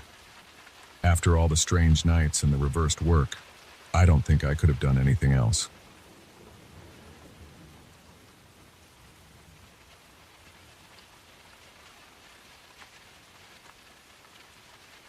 I remember the day I found that strange book. I was in the library basement checking an old storage room we rarely used. The place smelled like stale paper and dust. A single overhead light flickered whenever the air conditioning kicked on. The rest of the building was quiet because it was already close to closing time. I liked that time of day because I could walk through the aisles without people asking me 1,000 questions about where to find this or that. But that night I felt uneasy. I couldn't tell if it was the flickering light or just my nerves acting up. Then I spotted a shelf in the far corner. It was half hidden behind a tall metal cart. I pulled the cart aside and saw a thin volume wedged between two large binders. It had no title on the spine and the cover was blank. I pulled it out and turned it over in my hands. There was no writing on it at all. It felt cold against my fingertips, like it had been kept in a freezer. That was strange because the room wasn't that cold. I opened the cover and glanced at the first page. It was blank. So was the second page. Then I flipped through the rest of the pages and they all looked empty. I stood there, turning pages back and forth, thinking it had to be some kind of notebook or a misprint. I was about to put it back, but something kept me from letting go. I looked at the first page again, and I noticed faint marks that hadn't been there a second ago. I leaned in, squinting under the flickering light, and saw a sentence forming. I felt my heart speed up. The words were describing the room I stood in, my exact location and what I was doing right then. My throat went dry, and I felt a weird chill roll down my arms. I glanced around, almost expecting someone to be messing with me, but there was no one else in that cramped basement. I took a step back, then focused on the book again. More words appeared. They described how I was staring at the page in confusion. I slammed the book shut and pressed it against my chest. I felt my heart thumping. I was breathing harder than normal, and sweat had started to gather on my forehead. I didn't understand how the words were appearing. There was no electronic screen or hidden device that I could see. The pages were just paper, as far as I could tell. I wondered if I was hallucinating, maybe from working too many late nights. But I couldn't just dismiss it. I needed to see more. I opened the cover again, flipping to the first blank page. The text was there in clear black lettering, describing my actions. He opens the book again and sees that the words remain on the page. My skin broke out in goosebumps. The book was talking about me in real time. I felt this creeping sense of dread, but also curiosity. I whispered, "What the hell is this?" The basement was silent except for the distant hum of the air conditioner. The next sentence formed right before my eyes. He wonders aloud what he has found, but the room offers no answers. I almost dropped the book. The words were appearing the moment I spoke. I tried to swallow, but my mouth was dry. I wiped the sweat off my forehead with the back of my hand and told myself to calm down. I reminded myself that nothing was physically harming me. It was just text on a page. But the way it followed my every move made my hands shake. I turned around, looking at the dim hallway behind me. The elevator was at the other end, maybe 50 feet away. I wanted to get out of there and go back to the main desk, but I also felt drawn to keep reading. I turned another page, half expecting it to remain blank. Instead, a new paragraph formed, describing what I had just done. It said I was turning around, thinking about leaving, but reluctant to do so because of my curiosity. I tried to breathe slowly, but I could hear my heart pounding in my ears. I took a step forward and noticed the text react to that. He steps toward the elevator, thinking it's safer upstairs. The new sentence read, but right under that, a second sentence appeared. He will decide to stay. I stopped dead in my tracks. It wasn't just describing what I was doing, it was predicting what I would do next. I felt a prickle at the back of my neck. I looked down at my feet, then back at the page. Part of me wanted to prove the book wrong. I wanted to toss it on the floor and head straight for the elevator. But I didn't move. I stared at the words. They seemed so certain. Then I realized I was still standing there, reading, exactly as it said I would. I felt a knot tightening in my stomach. I forced myself to step away from that shelf and walk toward the elevator. My legs felt stiff, like I was carrying bricks. I told myself I wasn't going to let some strange book control me. But the moment I got within a few steps of the elevator, I felt another surge of curiosity. My mind told me I needed to see more of what was written, so I turned around and walked back. It was the weirdest feeling, like fighting with my own instincts. When I opened the book again, I saw new lines forming on a fresh page. He tries to resist, but the pull of the words is too strong, it said. My throat felt tight. My skin was clammy. I wiped my hands on my pants and tried to think logically. There was nobody in that basement besides me. No security cameras were pointed at me, and I couldn't see any hidden projectors. The light above kept flickering, and each time it dimmed, I felt this spike of tension, like something was about to jump out of the shadows. But nothing did. It was just me, the metal shelves, old boxes, and that strange book. I decided to take the book upstairs, hoping I'd figure out what was going on in better light. I reached out and slid the book into my messenger bag. The text described me doing exactly that. Before I closed it, I caught a glimpse of the next sentence. He will try to escape the basement, but he will find himself returning soon. That made me stop for a second. Return soon? I shook my head and told myself it was nonsense. I walked to the elevator with quick steps. I pressed the button and felt a slight relief when the elevator doors opened right away. Inside, the fluorescent light flickered. I checked behind me. No one was there. My heart was still hammering, but I forced a swallow and pressed the button for the first floor. When I got off the elevator, I saw the main area of the library was pretty empty. 1 or 2 people were wandering between shelves in the fiction section, but it was close to closing time. I glanced at the big clock above the front desk. We had about 15 minutes until I had to lock up. The overhead lights felt less threatening up here, and I could hear the faint background music we sometimes played. I made my way to the front desk, set my bag down, and pulled out the book. I flipped it open again, and sure enough, the text was there. It described the elevator ride and me arriving at the first floor. As I read on, it explained that I would talk to my coworker about it. But I didn't see my coworker anywhere. He must have been in another part of the library or maybe on break. The next line read, he realizes he is alone at the front desk and decides to read more. My mouth went dry again. I found it weird how the book assumed I'd read more. But there I was, flipping another page, watching new sentences appear. He continues to search for an explanation, ignoring the nagging feeling that he's being watched. I looked around, half expecting to see someone peering at me from behind a row of shelves. Nobody was there.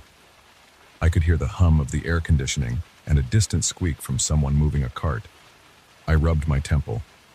I felt a growing headache from all this stress. I wanted to shut the book and wait until morning to deal with it, but I kept turning pages. They filled with text, line after line, describing my thoughts and actions. Then it mentioned something else. He will hear a noise from the basement and feel compelled to check it out. Right on cue, I heard a faint clanking sound echoing from down the hallway near the elevator. My stomach clenched. I told myself it was probably just the old pipes or the AC unit, but I couldn't shake the feeling that the book was right. I tried to resist the urge to investigate, but my curiosity flared again. My chest tightened as I pictured the basement door. I hated how I felt drawn back there, but I had to see if the noise was real.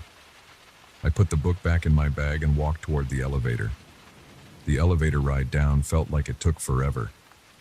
Every time the doors rattled, I felt my pulse spike. When I reached the basement, I stepped out into the hallway. The flickering light was still doing its thing, casting weird shadows on the concrete floor.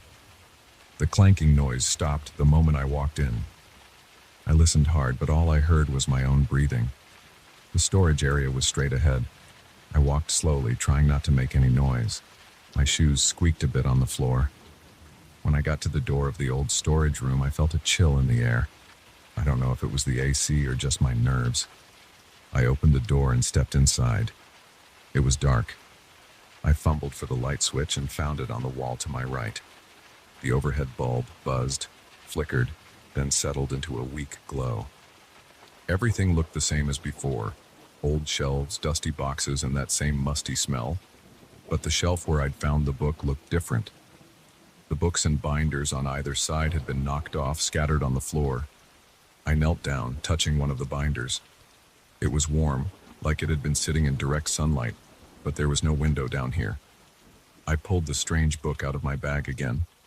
My hands trembled slightly, but I needed to see what it said. I opened it to the current page. It described me returning to the basement, noticing the knocked-over items. Then it said I'd pick up something from the floor. As soon as I read that, I realized I was already bending down. I picked up a small wooden box that had fallen behind the shelf. I didn't remember seeing it earlier. It looked old and had some scratches on the surface. There was no lock or latch, just a simple lid. I lifted the lid and saw it was empty except for a folded slip of paper. I unfolded the paper. It was blank at first. Then letters appeared, just like they did in the book. The note read, "Now you understand you're part of this story." My heart was hammering so hard I could feel it in my neck. My stomach felt twisted and a wave of chills ran through my arms and legs. I muttered under my breath, "Part of the story?" My voice echoed in the silent room. I glanced at the book and saw that new text had started to appear. He wonders who wrote this note and if there's a way to stop the story from continuing. I didn't like any of this. I felt trapped. I wanted to throw the book in the trash or burn it, but I didn't want to risk some weird consequence. That thought alone showed how much I'd started to believe in the power of this thing. My head pounded. I needed air. I needed to go back upstairs and close up the library. So I shoved the wooden box and the note back onto the shelf. I stuffed the book into my bag again. Then I hurried out of that room and rode the elevator back up, anxious to lock the doors and get out of there for the night. When I reached the first floor, I saw my coworker by the front entrance getting ready to leave. He spotted me and asked if everything was all right, because I looked a bit pale. I told him I was just tired. I didn't bring up the book. I didn't want to sound crazy. We locked up the library, turned off the lights, and stepped outside. The air felt chilly, and the streetlights reflected on the wet pavement. There must have been a light rain earlier. I said goodnight to my coworker, then got into my car. I sat in the driver's seat holding the steering wheel, thinking about what I'd just experienced. My heart was still racing.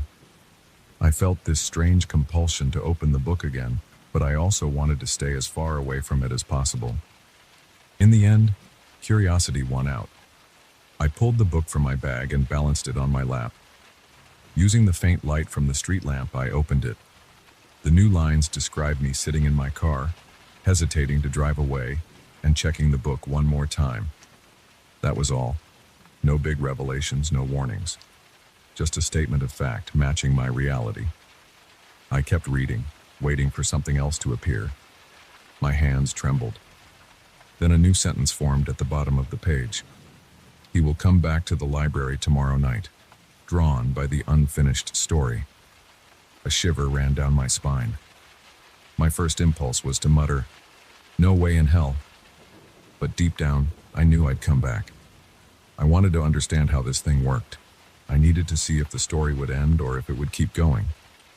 I slammed the book shut, tossed it onto the passenger seat, and started my car. As I drove home, I kept glancing at the book on the seat, expecting it to open on its own. Of course, it stayed closed. The streets were quiet, and I felt every bump in the road. My mind was spinning with questions. Who made this book? Why me? Is it controlling my life or just predicting it? There's no sign of anyone else pulling the strings. There's no hidden camera in my car. This is between me and that book. That thought alone kept me tense the entire drive home. When I got to my apartment, I locked the door behind me, set the book on my kitchen table, and tried to ignore it while I took a shower. The hot water felt good, but I couldn't relax. My thoughts wouldn't let go. Eventually, I toweled off, pulled on some clothes, and sat at my table with the book again. I flipped through the pages, noticing that everything that happened was there, right up until I sat down to read. Then fresh text began to appear. He sits down at his table, ignoring his tired eyes, and reads on. I slammed the cover shut, put the book in a drawer, and crawled into bed. My body was exhausted, but my mind wouldn't slow down. Every time I closed my eyes, I pictured words forming on those pages, but I finally drifted off after what felt like hours. The next day, I woke up feeling like I hadn't slept at all. My head throbbed, and my eyes burned. I stared at the closed drawer where I'd hidden the book. I thought about ignoring it, leaving it there, and going to work like nothing happened. But a strong urge made me reach for that drawer.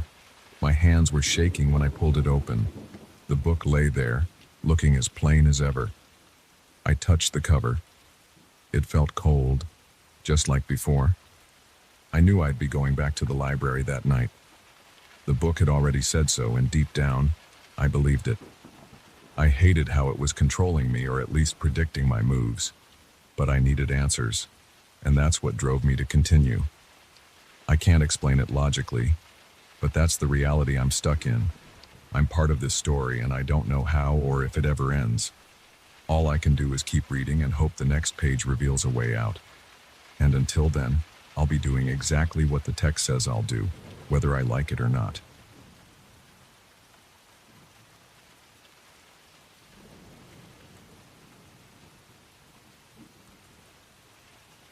I got to the house on a Friday afternoon, right after a long drive along a narrow road that cut through dense trees and rocky slopes.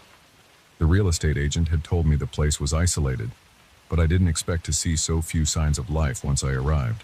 The front yard was overgrown and full of tangled weeds. The porch creaked when I stepped onto it. The door felt stuck until I shoved it open, and a cold draft hit me in the face. I stood in the foyer, dropped my suitcase, and told myself I'd settle in right away.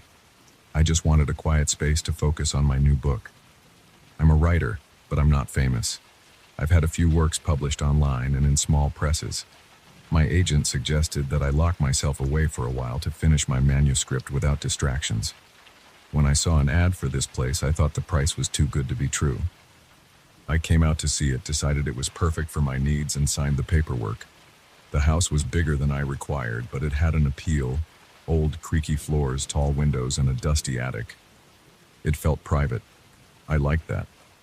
The first day, I unpacked my suitcase in the main bedroom. That room was on the second floor, near a hallway that led to a wooden staircase going up to the attic. The hinges on that attic door looked rusted. The real estate agent said there wasn't much up there, just some old furniture and a few boxes left by previous owners. I didn't have plans to store anything, so I stayed away from it for the rest of the day. I set up my laptop on a small desk in the living room downstairs. The floorboards squeaked every time I moved. The furniture that came with the house looked outdated. The couch had stains on the fabric. The coffee table had scratches across its surface. But I didn't care. I just needed a roof, a table, and enough room to pace around when I got stuck on a story idea. I spent a few hours that night brainstorming, then went to bed early. My plan was to wake up at sunrise, do some writing, and continue at a steady pace. I woke up around 2 in the morning to a strange noise. At first, I thought it was a raccoon scurrying on the roof, or maybe a branch scraping against a window. I tried to roll over and ignore it. But then I heard a steady clacking sound. It reminded me of old typing, like the sound of mechanical keys hitting paper. I had an aunt who used a typewriter when I was a kid, so I recognized the noise. It came in short bursts, then paused, then started again. I couldn't shake it off as my imagination. It was clear and rhythmic. I got out of bed and flipped on the light. My heart thumped in my chest because the house was silent except for that clacking. I checked the hallway, but it was empty.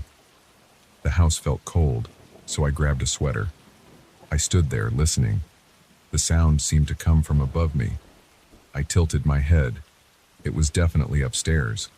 I realized it must be in the attic. My thoughts raced. Maybe some old wiring was making weird noises. Could it be the wind rattling something? But that typing pattern was too distinct. I took a flashlight from my suitcase and walked toward the attic stairs. My stomach felt tight. My pulse picked up. I told myself I was being paranoid, that there was probably a rational explanation. I reached the attic door, noticed it was slightly ajar, and felt a draft waft out from inside. I pushed the door open. The old hinges squeaked. A musty smell hit me as I shined the flashlight into the darkness. The steps creaked under my weight. The typing sound got louder. I thought, why would there be a typewriter up there? But the noise was so real that I couldn't ignore it. At the top of the stairs, I aimed the flashlight around. I saw a few crates along the walls, some rolled up rugs, and a small table near a window. On top of that table sat a black, dusty typewriter. My breath caught in my throat. The typewriter's keys were moving on their own. I froze. I could see them pressing down in sequence as if an invisible set of fingers were typing out sentences. I saw the carriage shift at the end of a line. I heard the ding from the margin release. Then the keys continued. I stood there, unable to move. My entire body felt prickly with adrenaline. I took a step closer. The typewriter kept going, clack, clack, clack, like someone was in a hurry to get a story onto the page. There was a yellowing piece of paper rolled into it, and words appeared letter by letter. I focused my flashlight on the page. The text read, "He stands in the attic, watching the keys pound out his truth." I blinked a few times. I thought I was hallucinating. I leaned in, and the typing stopped mid-sentence. The last letter struck the paper with a hard snap. Then the attic fell silent. I felt sweat trickling down the back of my neck. My chest felt tight. I looked at the page again. The paragraph above that sentence was something about my childhood home. It mentioned a detail about my old bedroom curtains, which were dark blue with little patterns of baseballs. I never told anyone about that detail.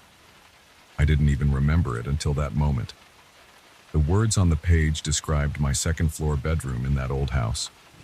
There was no reason for this typewriter to know about it, but the text was there, typed and clear.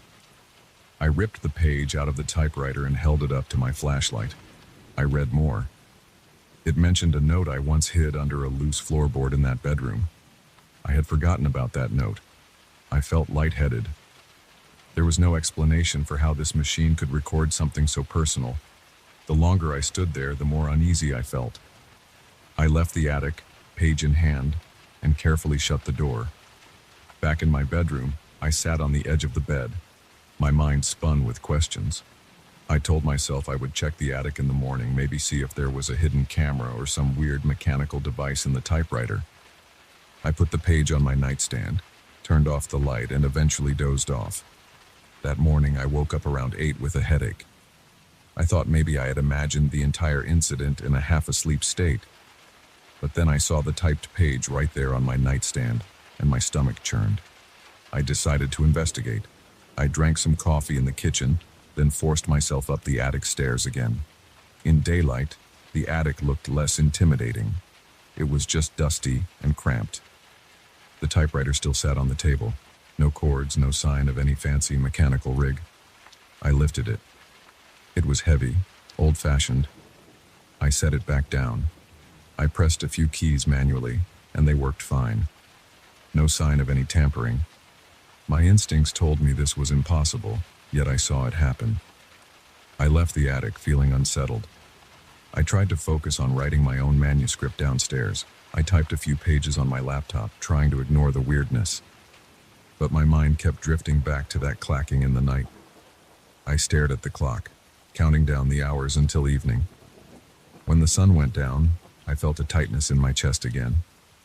Around midnight, I settled on the couch with my laptop. I drank some water and tried to read over my notes. Around 1 in the morning, I heard that clacking sound again. It was faint, but it was there. I turned off the lights, hoping maybe I could figure out if there was someone up there. I crept up the stairs, but when I reached the attic door, the typing stopped. I opened it slowly and found the typewriter silent. No new pages had been typed. I felt a chill in the air. My arms broke out in goosebumps. I stood there for a moment, straining my ears. Nothing. I headed back downstairs, but I couldn't sleep. Around 3 in the morning, I heard it again, louder this time. I rushed upstairs, flicked on the attic light. and saw the typewriter keys moving. A fresh piece of paper was rolling through. I watched letters appear. He tries to catch me in the act, but he never sees me. My heart pounded. My hands started shaking. I said out loud, "Who's doing this?" No answer, just the click and clack of the keys. I forced myself to step closer. My throat felt dry. I looked at the page. It now described events that hadn't happened yet. It mentioned me waking up in the middle of the night tomorrow, hearing the sound of footsteps outside my bedroom door. The text even described how I'd feel panic surge through me. Then, at the bottom, it said, "He senses someone watching him from the window." I took that sheet of paper and left the attic. I shut the door behind me. I grabbed a chair from the hallway and jammed it against the doorknob to keep the door from opening. I wasn't sure if that would help, but I felt desperate to do something. My heart was still racing. My breathing was uneven. I went to my bedroom and locked the door. I sat on the bed, scanning the words on that page over and over. The details about future events bothered me. Why would this typewriter predict something that specific? The next day I tried to ignore it. I wrote a few chapters for my book, prepared a simple lunch, and avoided looking at the attic door. I felt uneasy in every corner of the house. It was too quiet. The slightest creak of the wood floors made me jump. I kept thinking about the text that described me hearing footsteps at night. That evening, I decided to stay up, sitting in bed with a small lamp on. I opened a book to keep my mind off things. I told myself that if I heard something, I'd investigate calmly. For a few hours, everything stayed silent. Then, close to midnight, I heard a faint thump in the hallway. I froze. The hair on my arms stood up. It sounded like someone stepping carefully on a loose floorboard. Then it stopped. I turned off the lamp. My heart pounded so hard I felt it in my ears. I inched over to the door and pressed my ear to it. Another quiet thump made my stomach twist. I thought of the typewriter's words about me hearing footsteps. I felt my hands shaking. I reached for the doorknob, but I couldn't bring myself to turn it. I stood there, barely breathing. After a few moments, I heard the floor creak again, then silence. Eventually, I forced myself to open the door. The hallway light was on. It looked empty. I saw no footprints, no sign of anyone. I checked the attic door. My chair was still wedged against it. Everything appeared normal, yet I had heard those noises. Over the next few days, I felt trapped in a cycle of stress. I'd hear the typewriter late at night, but by the time I got to the attic, it would stop. Sometimes I caught it mid-typing. It always produced pages that described moments from my past or future. I read about an old argument I once had with a close friend. I read about an upcoming scene in my life where I'd see a figure standing outside my window. Each new page hinted at me being watched. The words kept repeating phrases like, "He feels eyes on him," or "He senses a presence behind him." It was enough to keep me from sleeping well. Every noise made me think there was someone in the house. A week passed. My nerves were on edge. I had half a mind to leave, but my book wasn't finished. Plus, I felt a strange pull to understand what was happening. I took the typed pages and put them in a folder, thinking I might try to see if any events actually came true. Some parts about the future were vague, but the mention of seeing a figure outside was very direct. It said I'd be in the living room, and I'd notice a silhouette by the window. Sure enough, one night while working on my laptop, I got the strong feeling that someone was outside. I paused. The curtains were open. I glanced up and saw a shape move past the window. My heart fluttered. I jumped from the couch and hurried to the window. I pressed my face to the glass, but all I saw was the dark yard. The moonlight revealed branches swaying in the wind, but no person. It could have been an animal or just my imagination. Still, my pulse wouldn't slow down for several minutes. The next night, I tried to confront the typewriter again. I went to the attic around 2 a.m. and found it typing away. I flipped on the overhead light. The keys paused for a second, then resumed. This time, it was describing me standing right there, reading its words. My eyes darted over the text. He watches the typewriter. He doesn't believe what he sees. He questions his sanity. I could barely breathe. I snapped, "Stop." But the keys kept moving. I reached over and turned the roller to yank out the page. The keys jammed in mid-stroke. I threw the page aside and carried the typewriter to the corner of the attic. I set it down on the floor. I put a crate on top of it to keep it from moving. Then I left, flicking off the light. I didn't sleep. I lay in bed, staring at the ceiling. Around dawn, I went to check on the machine. It was still in the corner with the crate on top. I felt a spark of relief. Maybe it would stop now. But as I lifted the crate, I found another fresh page sticking out. The typewriter had somehow typed underneath the crate. I snatched the page and read it in the dim morning light. The final line said, "He can't block me. I see him everywhere. I wait in the corners." My heart pounded. I hurried downstairs, grabbed my laptop, and typed out some frantic notes about everything that happened. I wanted a record beyond those creepy pages. I spent the next few hours pacing around the living room. My eyes kept darting to the windows. I swore I saw a flicker of movement in the yard, but when I looked closer, there was nothing. At this point, I haven't solved the mystery of that typewriter. The pages keep showing up whenever I return to the attic. They describe things that happened to me years ago, details nobody else would know. They also describe moments that happen in the house before they occur. I don't know how it works. I haven't seen anyone come in or out. My door stays locked. My windows are shut. But the pages keep appearing and the typewriter keeps typing. I keep seeing vague shapes outside, like someone pacing around the perimeter of the house. I haven't left yet. I think about it every day, but I'm determined to finish my manuscript. Part of me feels like if I just tough it out, I'll get through this. I don't know if I'm right.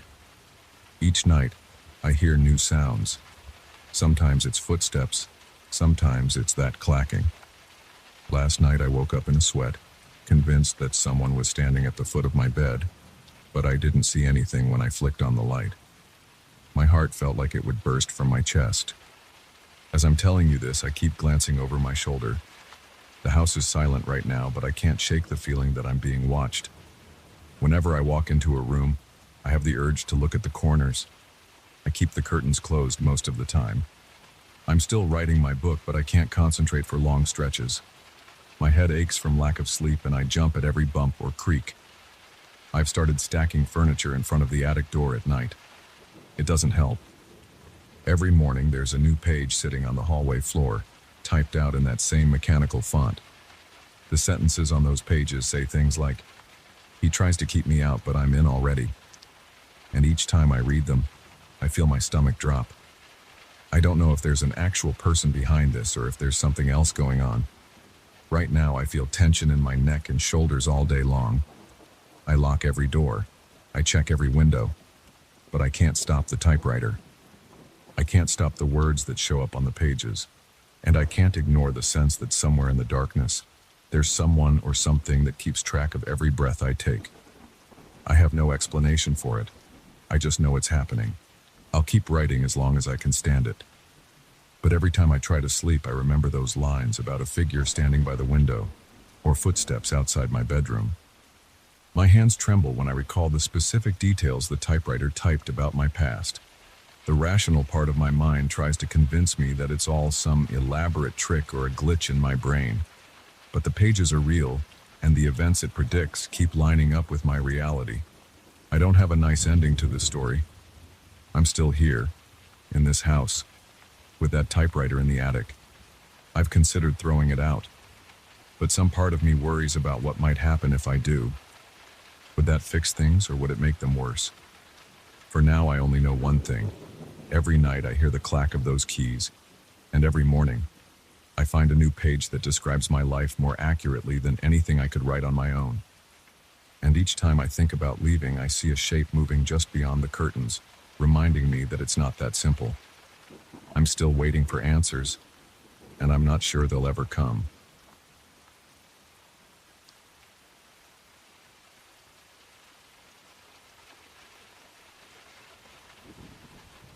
I opened the door one morning and saw a small brown package on my doorstep. It had no return address. My name was written across the top in messy black marker. I picked it up and felt how light it was. I heard no rattling inside, no obvious sign of what could be there. I brought it into my apartment, set it on the kitchen table, and looked at it for a while. I felt a little tug of curiosity, like a knot in my stomach that wouldn't let go. I was used to receiving weird things in the mail because I work as a freelance translator, but this one felt different. I sliced open the box with a steak knife. Inside, there was a single slim manuscript wrapped in plain brown paper. The paper looked old. The cover page had a few words in a script I recognized as Aramaic, an ancient language I'd worked on only a handful of times. I felt my pulse quicken. It's not every day I get something in Aramaic, especially something this worn. A single note slipped out from between the pages. It said, "Translate everything. Deliver it in 2 weeks. Payment will follow." No name, no signature. It felt strange, but it wasn't the first time I'd gotten hush-hush jobs. Usually I shrugged them off, but I needed the money, and ancient languages were my specialty. I sat down at my desk, turned on my reading lamp, and checked the first few lines. The Aramaic script was uneven, like it had been written by hand. I noticed small ink smudges in the margins. Each page felt fragile. My eyes adjusted to the tiny symbols, and I tried to read the opening phrase. It was something about a journey across a desert. The script was archaic, so I had to reference some older notes I kept in a binder. As soon as I recognized a phrase, I wrote a translation in my notepad. I wanted to start systematically, piece by piece. That night, I went to bed around midnight. I was tired but excited. Ancient manuscripts like this often contained clues to old traditions or lost stories. My mind was buzzing with possibilities. I remember drifting off, imagining the next lines of text. When I woke up the next morning, I felt a strange stiffness in my forearms. My sheets were bunched up around my legs and my heart was pounding a little. I went to the bathroom and flipped on the light. My reflection looked normal at first, but then I noticed faint marks on my left forearm. I leaned in and saw lines of text in dark, thin characters. They looked just like Aramaic. I tried rubbing them, but they didn't go away. They weren't smudges of pen ink. They were under my skin, like tattoos. I touched them, and they felt smooth, painless. My pulse raced. I splashed cold water on my face. My stomach felt tight. I stepped back and stared. There were about 5 words. Each word matched something I had translated the night before. I recognized the pattern of letters, the same ones I'd typed into my notepad. My throat went dry. I turned off the faucet and walked to the living room. I felt this tension in my shoulders, like I was bracing for something else to happen. I opened the manuscript again, scanning the lines, trying to make sense of what was going on. I couldn't figure it out, so I just sat there. My arms felt warm, but not painful. Eventually, I had to go about my day. I had no explanation, so I just tried to ignore it. Later that evening, the tattoos began to fade. By midnight, they were gone entirely, like they'd never been there. I felt relief, but I couldn't deny that they had looked real. I checked my bed. I didn't see any ink stains or anything that would explain it. I decided not to tell anyone yet. I figured I might be stressed, maybe hallucinating, although that seemed ridiculous. But I kept going with the job, because I needed to get paid. The next day, I focused on the second part of the manuscript. It described a caravan traveling across a rocky landscape. There were mentions of trade goods and the price of certain spices. It was pretty dry stuff, but I wrote out the translations carefully. I ended up working until late again. I went to bed around 1 a.m. and tossed and turned, unable to stop thinking about the bizarre appearance of those words on my arm. Finally, I fell asleep. I remember dreaming I was riding on a camel through a rocky pass, feeling the heat on my skin, smelling something pungent like burning resin. I even felt the jostle of the animal under me. It was intense. When I woke up, I was sweaty, and my heart was racing. I also felt something tight around my bicep. I pulled up my sleeve and saw fresh Aramaic text again, this time spiraling around my upper arm. I jumped out of bed and went straight to the bathroom mirror. The text was darker than before, more pronounced. I leaned in and saw tiny details in each letter. I recognized phrases about the cost of spices, the weight of certain cargo, things I'd translated the previous night. It matched perfectly. My hands shook a little. My stomach churned. I felt a light throb in my arm, not pain, more like a faint pressure. I tried to stay calm. I paced around the apartment, checking my phone for some logical explanation, but I found nothing. Then I decided to wait and see if it would fade again by evening. Sure enough, by midnight the words were mostly gone, leaving only a faint outline that disappeared as I showered. I breathed a little easier, thinking maybe it was temporary, but I still had no idea why it was happening. The next day I sat in front of the manuscript again, determined to finish my work on time. My head pounded, probably from lack of sleep. I made coffee and tried to concentrate. The text was getting more complicated. It began describing some kind of ritual, though the details were unclear. I strained my eyes, looking up ancient dictionaries to confirm certain terms. I saw references to an offering on a stone table and references to binding words in flesh. But the text cut off abruptly before fully explaining. I felt goosebumps on my arms. I worked straight through lunch, ignoring my growling stomach. By the time I stopped, the sun was going down. I had translated another good chunk. I saved the files on my laptop and tried to decompress. I half expected something to appear on my skin right away, but I knew it only happened after I slept. That night, I fell asleep from pure exhaustion. Then I dreamed again, but this time I saw a dimly lit chamber. I walked barefoot on cold stone floors. I heard distant chanting that made my chest tighten. I saw shadows flicker on the walls. My heart thudded in my chest. I tried to speak, but my voice felt stuck in my throat. When I woke up, my entire torso felt tight, like I had done an intense workout. I sat up and turned on the lamp. My shirt felt damp with sweat. I pulled it off and saw words covering my chest and sides. They weren't random lines, they formed neat rows, each letter about an inch high. I touched them, feeling the raised skin. They looked like scars, but they didn't hurt. I felt waves of adrenaline flood my body. My breathing got shallow. I ran my hand across my ribs. It all felt so real. I knew these were the words from the part of the manuscript about that ritual. I got up, peeled off the rest of my damp clothes, and took a shower. The words didn't fade under the hot water. I scrubbed them with a sponge, but they didn't wash off. That scared me. They usually faded by the evening. I stood there, the water pelting my back, and my thoughts were racing in circles. I decided I needed to keep translating to see if I could find some explanation. The note said I had 2 weeks, and I wasn't halfway done yet. That day I forced myself to keep working. My chest felt itchy, but I ignored it. I read the next part of the manuscript. It talked about a dreamlike connection between the scribe and something called the Word in Flesh. The text described a state of being where writing took shape on a person's body. I translated line after line, feeling my pulse hammer in my temples. My arms shook when I typed.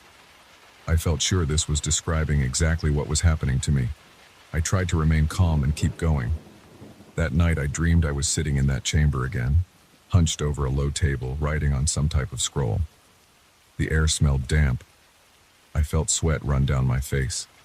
My back ached. In the dream, I glanced at my own arms and saw the same text I'd been translating. I woke up gasping, tangled in my sheets, cold sweat everywhere. My mouth was dry. My heart felt like it was about to break through my ribs. I looked at my chest again, and the words were still there, same as the day before. I felt a lump in my throat. I checked my arms and I saw new lines running down to my wrists. I swore under my breath. My entire body tensed up. I walked to the kitchen and drank 2 glasses of water. My stomach was in knots, but I forced the water down. For the rest of the week, the tattoos kept building. They spread across my shoulders, down my back, even around my ankles. Every morning I woke up with more text. My routine became checking how many new lines had appeared, then showering and trying to ignore the fear crawling through my body. I started keeping a log in my phone. photographing the text in case it faded. Some of it still disappeared at night, but bits of it lingered. After 3 days, a few lines on my left arm never disappeared at all. They stayed there, black and sharp. I noticed that whenever I read those words in the manuscript, it felt like I'd already known them my whole life. They triggered a weird familiarity inside me. My dreams grew more vivid. Every time I fell asleep, I found myself living scenes from the manuscript. I saw caravans in deserts, men talking in low voices, people organizing rituals in hidden caves. I heard my own voice speaking Aramaic like it was my first language. When I woke up, the details haunted me. Sometimes I tried to recite the words I'd heard, and they came out half-formed from my mouth, like I was on the edge of remembering. My body felt exhausted all the time, like I never truly rested. One afternoon, I noticed a friend had called, but I hadn't bothered to call back. I felt too anxious to explain what was going on. The idea of showing him my body covered in ancient text terrified me. I also worried he might think I was going crazy. So I isolated myself. I stopped going out for groceries and just ordered delivery. My trash piled up near the door. My apartment started smelling stale. I barely noticed. I was consumed by the translations and the changes in my skin. A few nights before my 2-week deadline, the text described a final sequence of events. It talked about completing a process called the sealing. The line said something about binding all the words to the body so the author's memory could live on.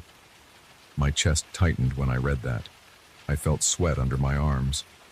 The page's last lines mentioned that once the sealing began, the scribe wouldn't be able to remove the words. My eyes started throbbing. I realized I might not have a choice in the matter. The text described that the scribe's dreams would merge with the original writer's memories. I looked down at my arms, my chest, my thighs. Everywhere I saw black Aramaic letters. Many of them were now permanent, refusing to fade even a little. I felt panic swirl in my stomach. I finished the translation 2 days before the deadline. I compiled it into a clean document, double-checked my notes, and saved it. I emailed it to the address I'd been given in a separate message. Then I waited. I didn't know if the job was done or if something else would happen. I felt drained, like I had nothing left to give. That night I forced myself to go to bed early, even though I dreaded the dream that would come. As soon as I drifted off, I saw that chamber again. I was standing near an ancient stone table. The walls were lit by flickering torches. I heard my own voice chanting in Aramaic. My chest felt heavy, like a weight pressed against it. I saw my arms in the dream, covered in text. I touched my own skin and felt it burn. Then I woke up gasping. My arms hurt in real life too. The tattoos felt hot, like they were on fire. I ran to the sink and splashed water on them, but it did nothing. I felt my body tremble. I realized that the words were binding themselves to me permanently, just like the text described. I stood there in my living room with water dripping onto the floor, my mind spinning. But after a few minutes, the burning calmed. My arm still felt sensitive, but the pain subsided. In the mirror, the lines looked darker than ever. I spent the next day holed up at my desk, flipping through the manuscript again, though I'd already translated it. I kept searching for some final note or hidden instruction about reversing the process, but I didn't find anything. Eventually, I pushed the pages away and just sat there, staring at the wall. My body felt strange, like it wasn't fully mine. I had lines on my skin that belonged to some ancient writer. I had memories in my head that weren't my own. But I was still breathing, still in my apartment. No one was forcing me to do anything anymore. Maybe the job was over. The next morning, I got an email confirming receipt of the translation. The note said payment would follow. There was no mention of the tattoos or any unusual circumstances. I just stared at the screen, feeling a numb mixture of relief and confusion. After a while, I closed my laptop. I looked down at my arms, covered in those black lines. Some of them might never fade. I felt my heartbeat slow a bit. Maybe I could live with it. I had no clue if the dreams would keep coming. But for now, I felt calm enough to clean up my apartment, put out the trash, and open a window. I noticed the tattoos on my chest still had a faint glow when I stood in direct light. I touched them. They felt warm. I didn't know what else I could do but accept them, so I kept going, step by step. I took a fresh shower, got dressed, and moved on with my day. Even though part of me felt like I was still living in two times at once, I had no choice. I tried to stay present, at least for now. That was all I could do.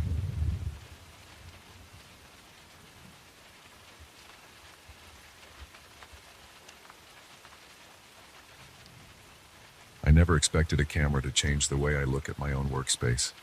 I thought I was just collecting another piece of history, something old and interesting for my shelves. But I was wrong. This thing felt different from day one. When I first saw that 19th century daguerreotype camera at a small private auction, I noticed a strange tension in the air. The auctioneer didn't say much about it, and the other attendees acted like they didn't see it at all. But I couldn't stop looking at it. I felt an odd pull. I knew I had to have it. I'm a photography historian. I've handled plenty of old cameras, so I usually know what I'm getting into. This one had the typical signs of its age: tarnished metal fittings, a wooden box with shallow scratches, and a cloudy lens that needed cleaning. It was labeled as a mid-19th century daguerreotype camera, but the label looked new, like someone had replaced it. I remember thinking it might be a rare prototype or a model from a lesser-known maker, so I placed my bid. I ended up winning without much of a fight.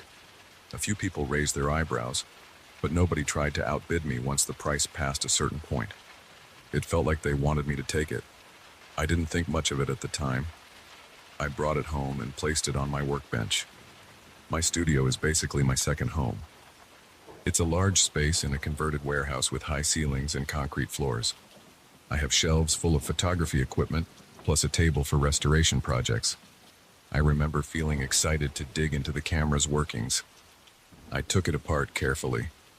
The internal mechanisms were intact, though old.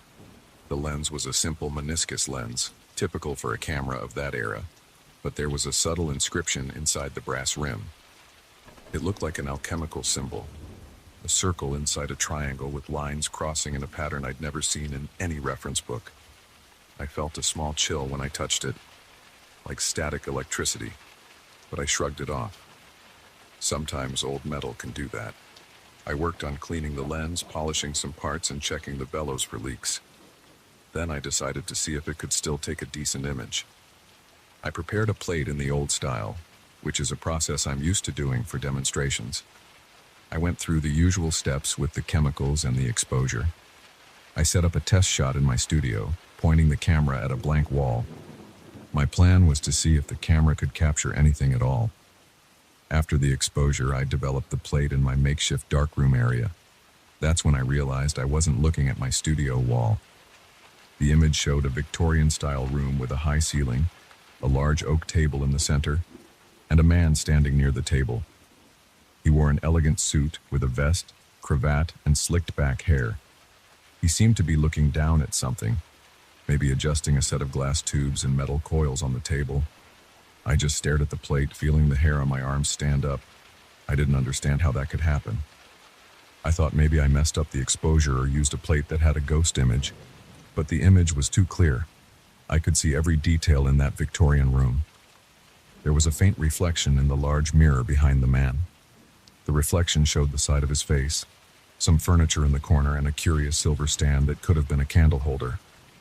I turned the plate in my hands. It felt solid. The entire image was sharp. There was no sign of double exposure. I forced myself to stay calm. I told myself there must be a logical explanation. I tried again with a fresh plate. This time, I aimed the camera at a different corner of my studio, near some boxes stacked by the door. After the development process, I stood there, looking at another image of the same Victorian room. Now the man had his hands on a contraption that looked more assembled than before. Some wires connected a small metal sphere to what looked like a glass container. It reminded me of a basic science experiment. He wasn't looking at the camera. He seemed too busy. I noticed a tall clock in the background. It showed about 3:15, but I couldn't tell if it was morning or afternoon. I kept working on new plates. Each time I got a new photo of that same room. The experiment on the table looked more complete with every shot. The man's posture changed slightly each time. One time he was leaning forward. The next time he had turned a knob on the machine.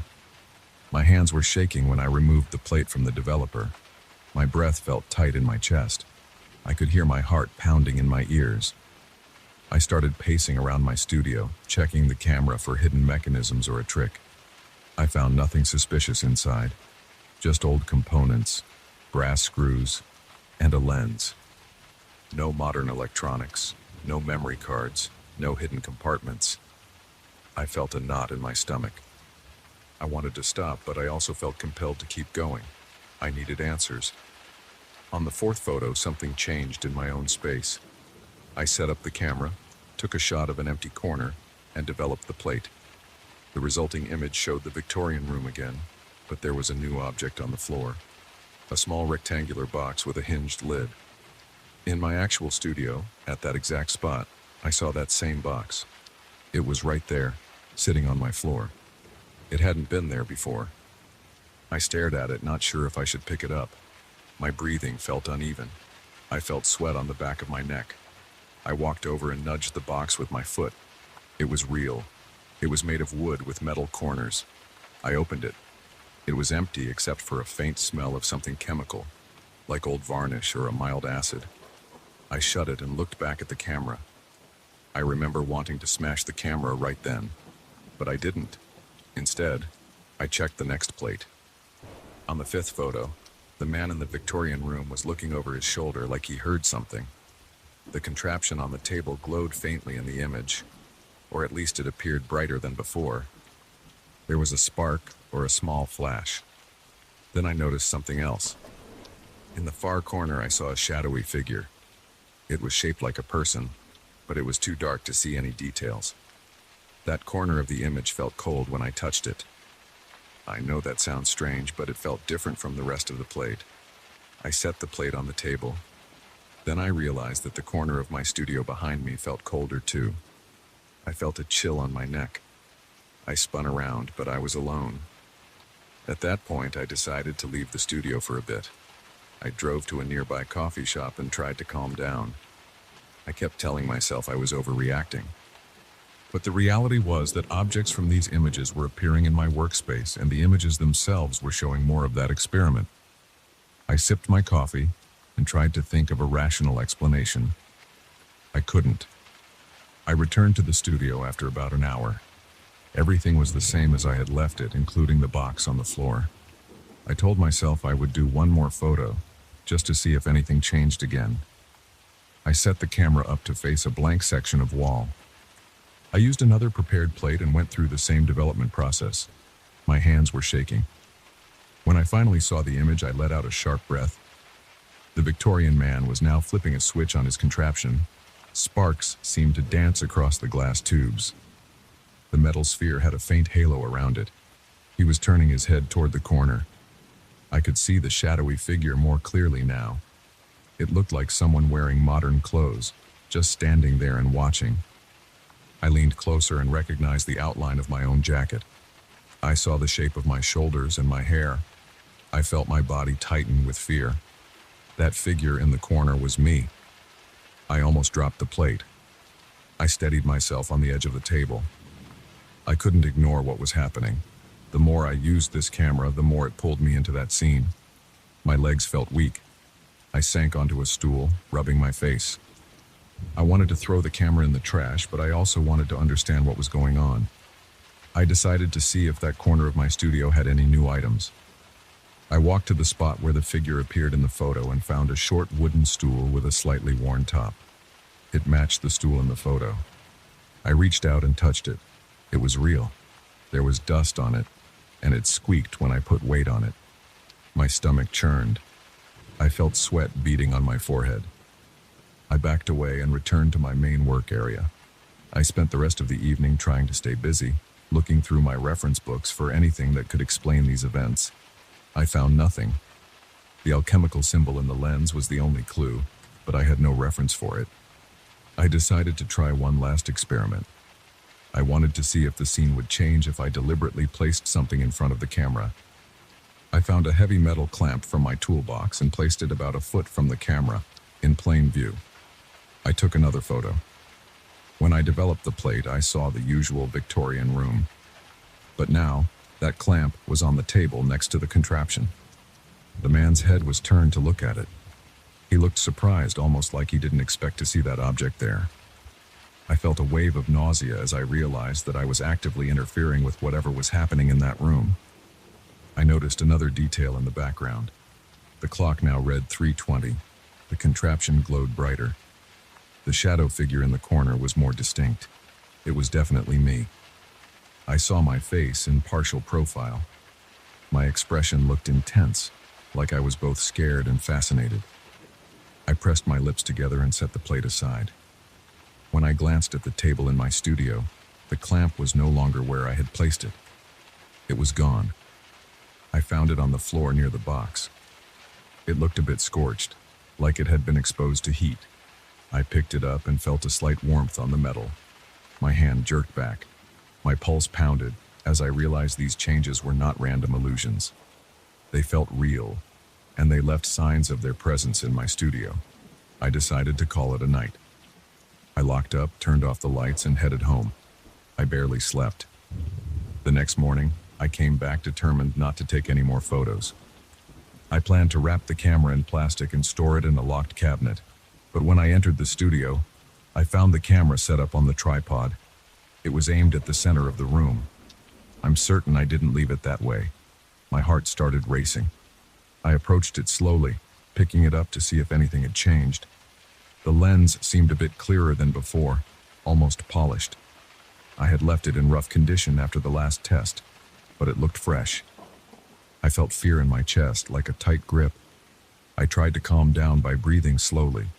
Part of me wanted to run, but another part of me felt drawn to see what was next. I ended up taking another photo. This time, I stood in front of the camera on purpose, wanting to confront the situation. I went through the exposure, then developed the plate. The image made my stomach twist. I saw the Victorian man standing at his contraption. He was reaching out and sparks were flying across his hands. The glass tubes and metal coils looked energized. The clock read 3:25 now, and in the corner I saw myself again, fully visible. I was watching him, and our eyes seemed to meet, even though it was just a still image. It was like we were both aware of each other. I noticed a ring of light circling the man's hand. The wooden stool was behind me. The clamp and the box were on the table. Everything from the previous images was there. A faint outline of a new door was forming on the wall. It looked like a panel door with an ornate handle. I set the plate down and looked around my studio. On the far wall, there was a new outline, like someone had drawn the shape of a door with chalk. It was faint, but I could see it. I touched the wall and felt a slight vibration. I pulled my hand away, heart pounding. I didn't want to open that door if it ever became real. I couldn't explain any of this, and I felt trapped between curiosity and panic. I finally decided I had to stop. I took the camera off the tripod, wrapped it in thick canvas, and placed it inside a locked storage cabinet I use for old chemicals. I locked the cabinet with a key. Then I carried the plates and all the related items to a corner of the studio. I covered them with a cloth. I didn't want to see them. I didn't want to think about them. I heard my own breathing echo in the silence. I grabbed my coat and left the studio, locking the main door behind me. For the next few days, I avoided going back. I made excuses, stayed home, watched TV, tried to bury my thoughts in ordinary life. But I felt a constant tension in my chest. I was afraid the camera was still in there, changing things. On the third day, I went back. The cabinet was still locked. The camera was still inside. Nothing else seemed changed. The walls looked normal. I decided I would hire someone to move the camera into storage far away. I didn't care what it cost. I just wanted it gone. Right now, I'm writing this from my office at home. I'm planning to have that camera removed in the next few days. But every time I close my eyes, I see that Victorian man with his contraption. I see the shadowy figure in the corner. It's me. I keep thinking about whether the experiment is finished or if it's still going. Sometimes I imagine hearing a faint hum from inside the locked cabinet. I don't know if that's my imagination. I just know I don't want to take any more photos.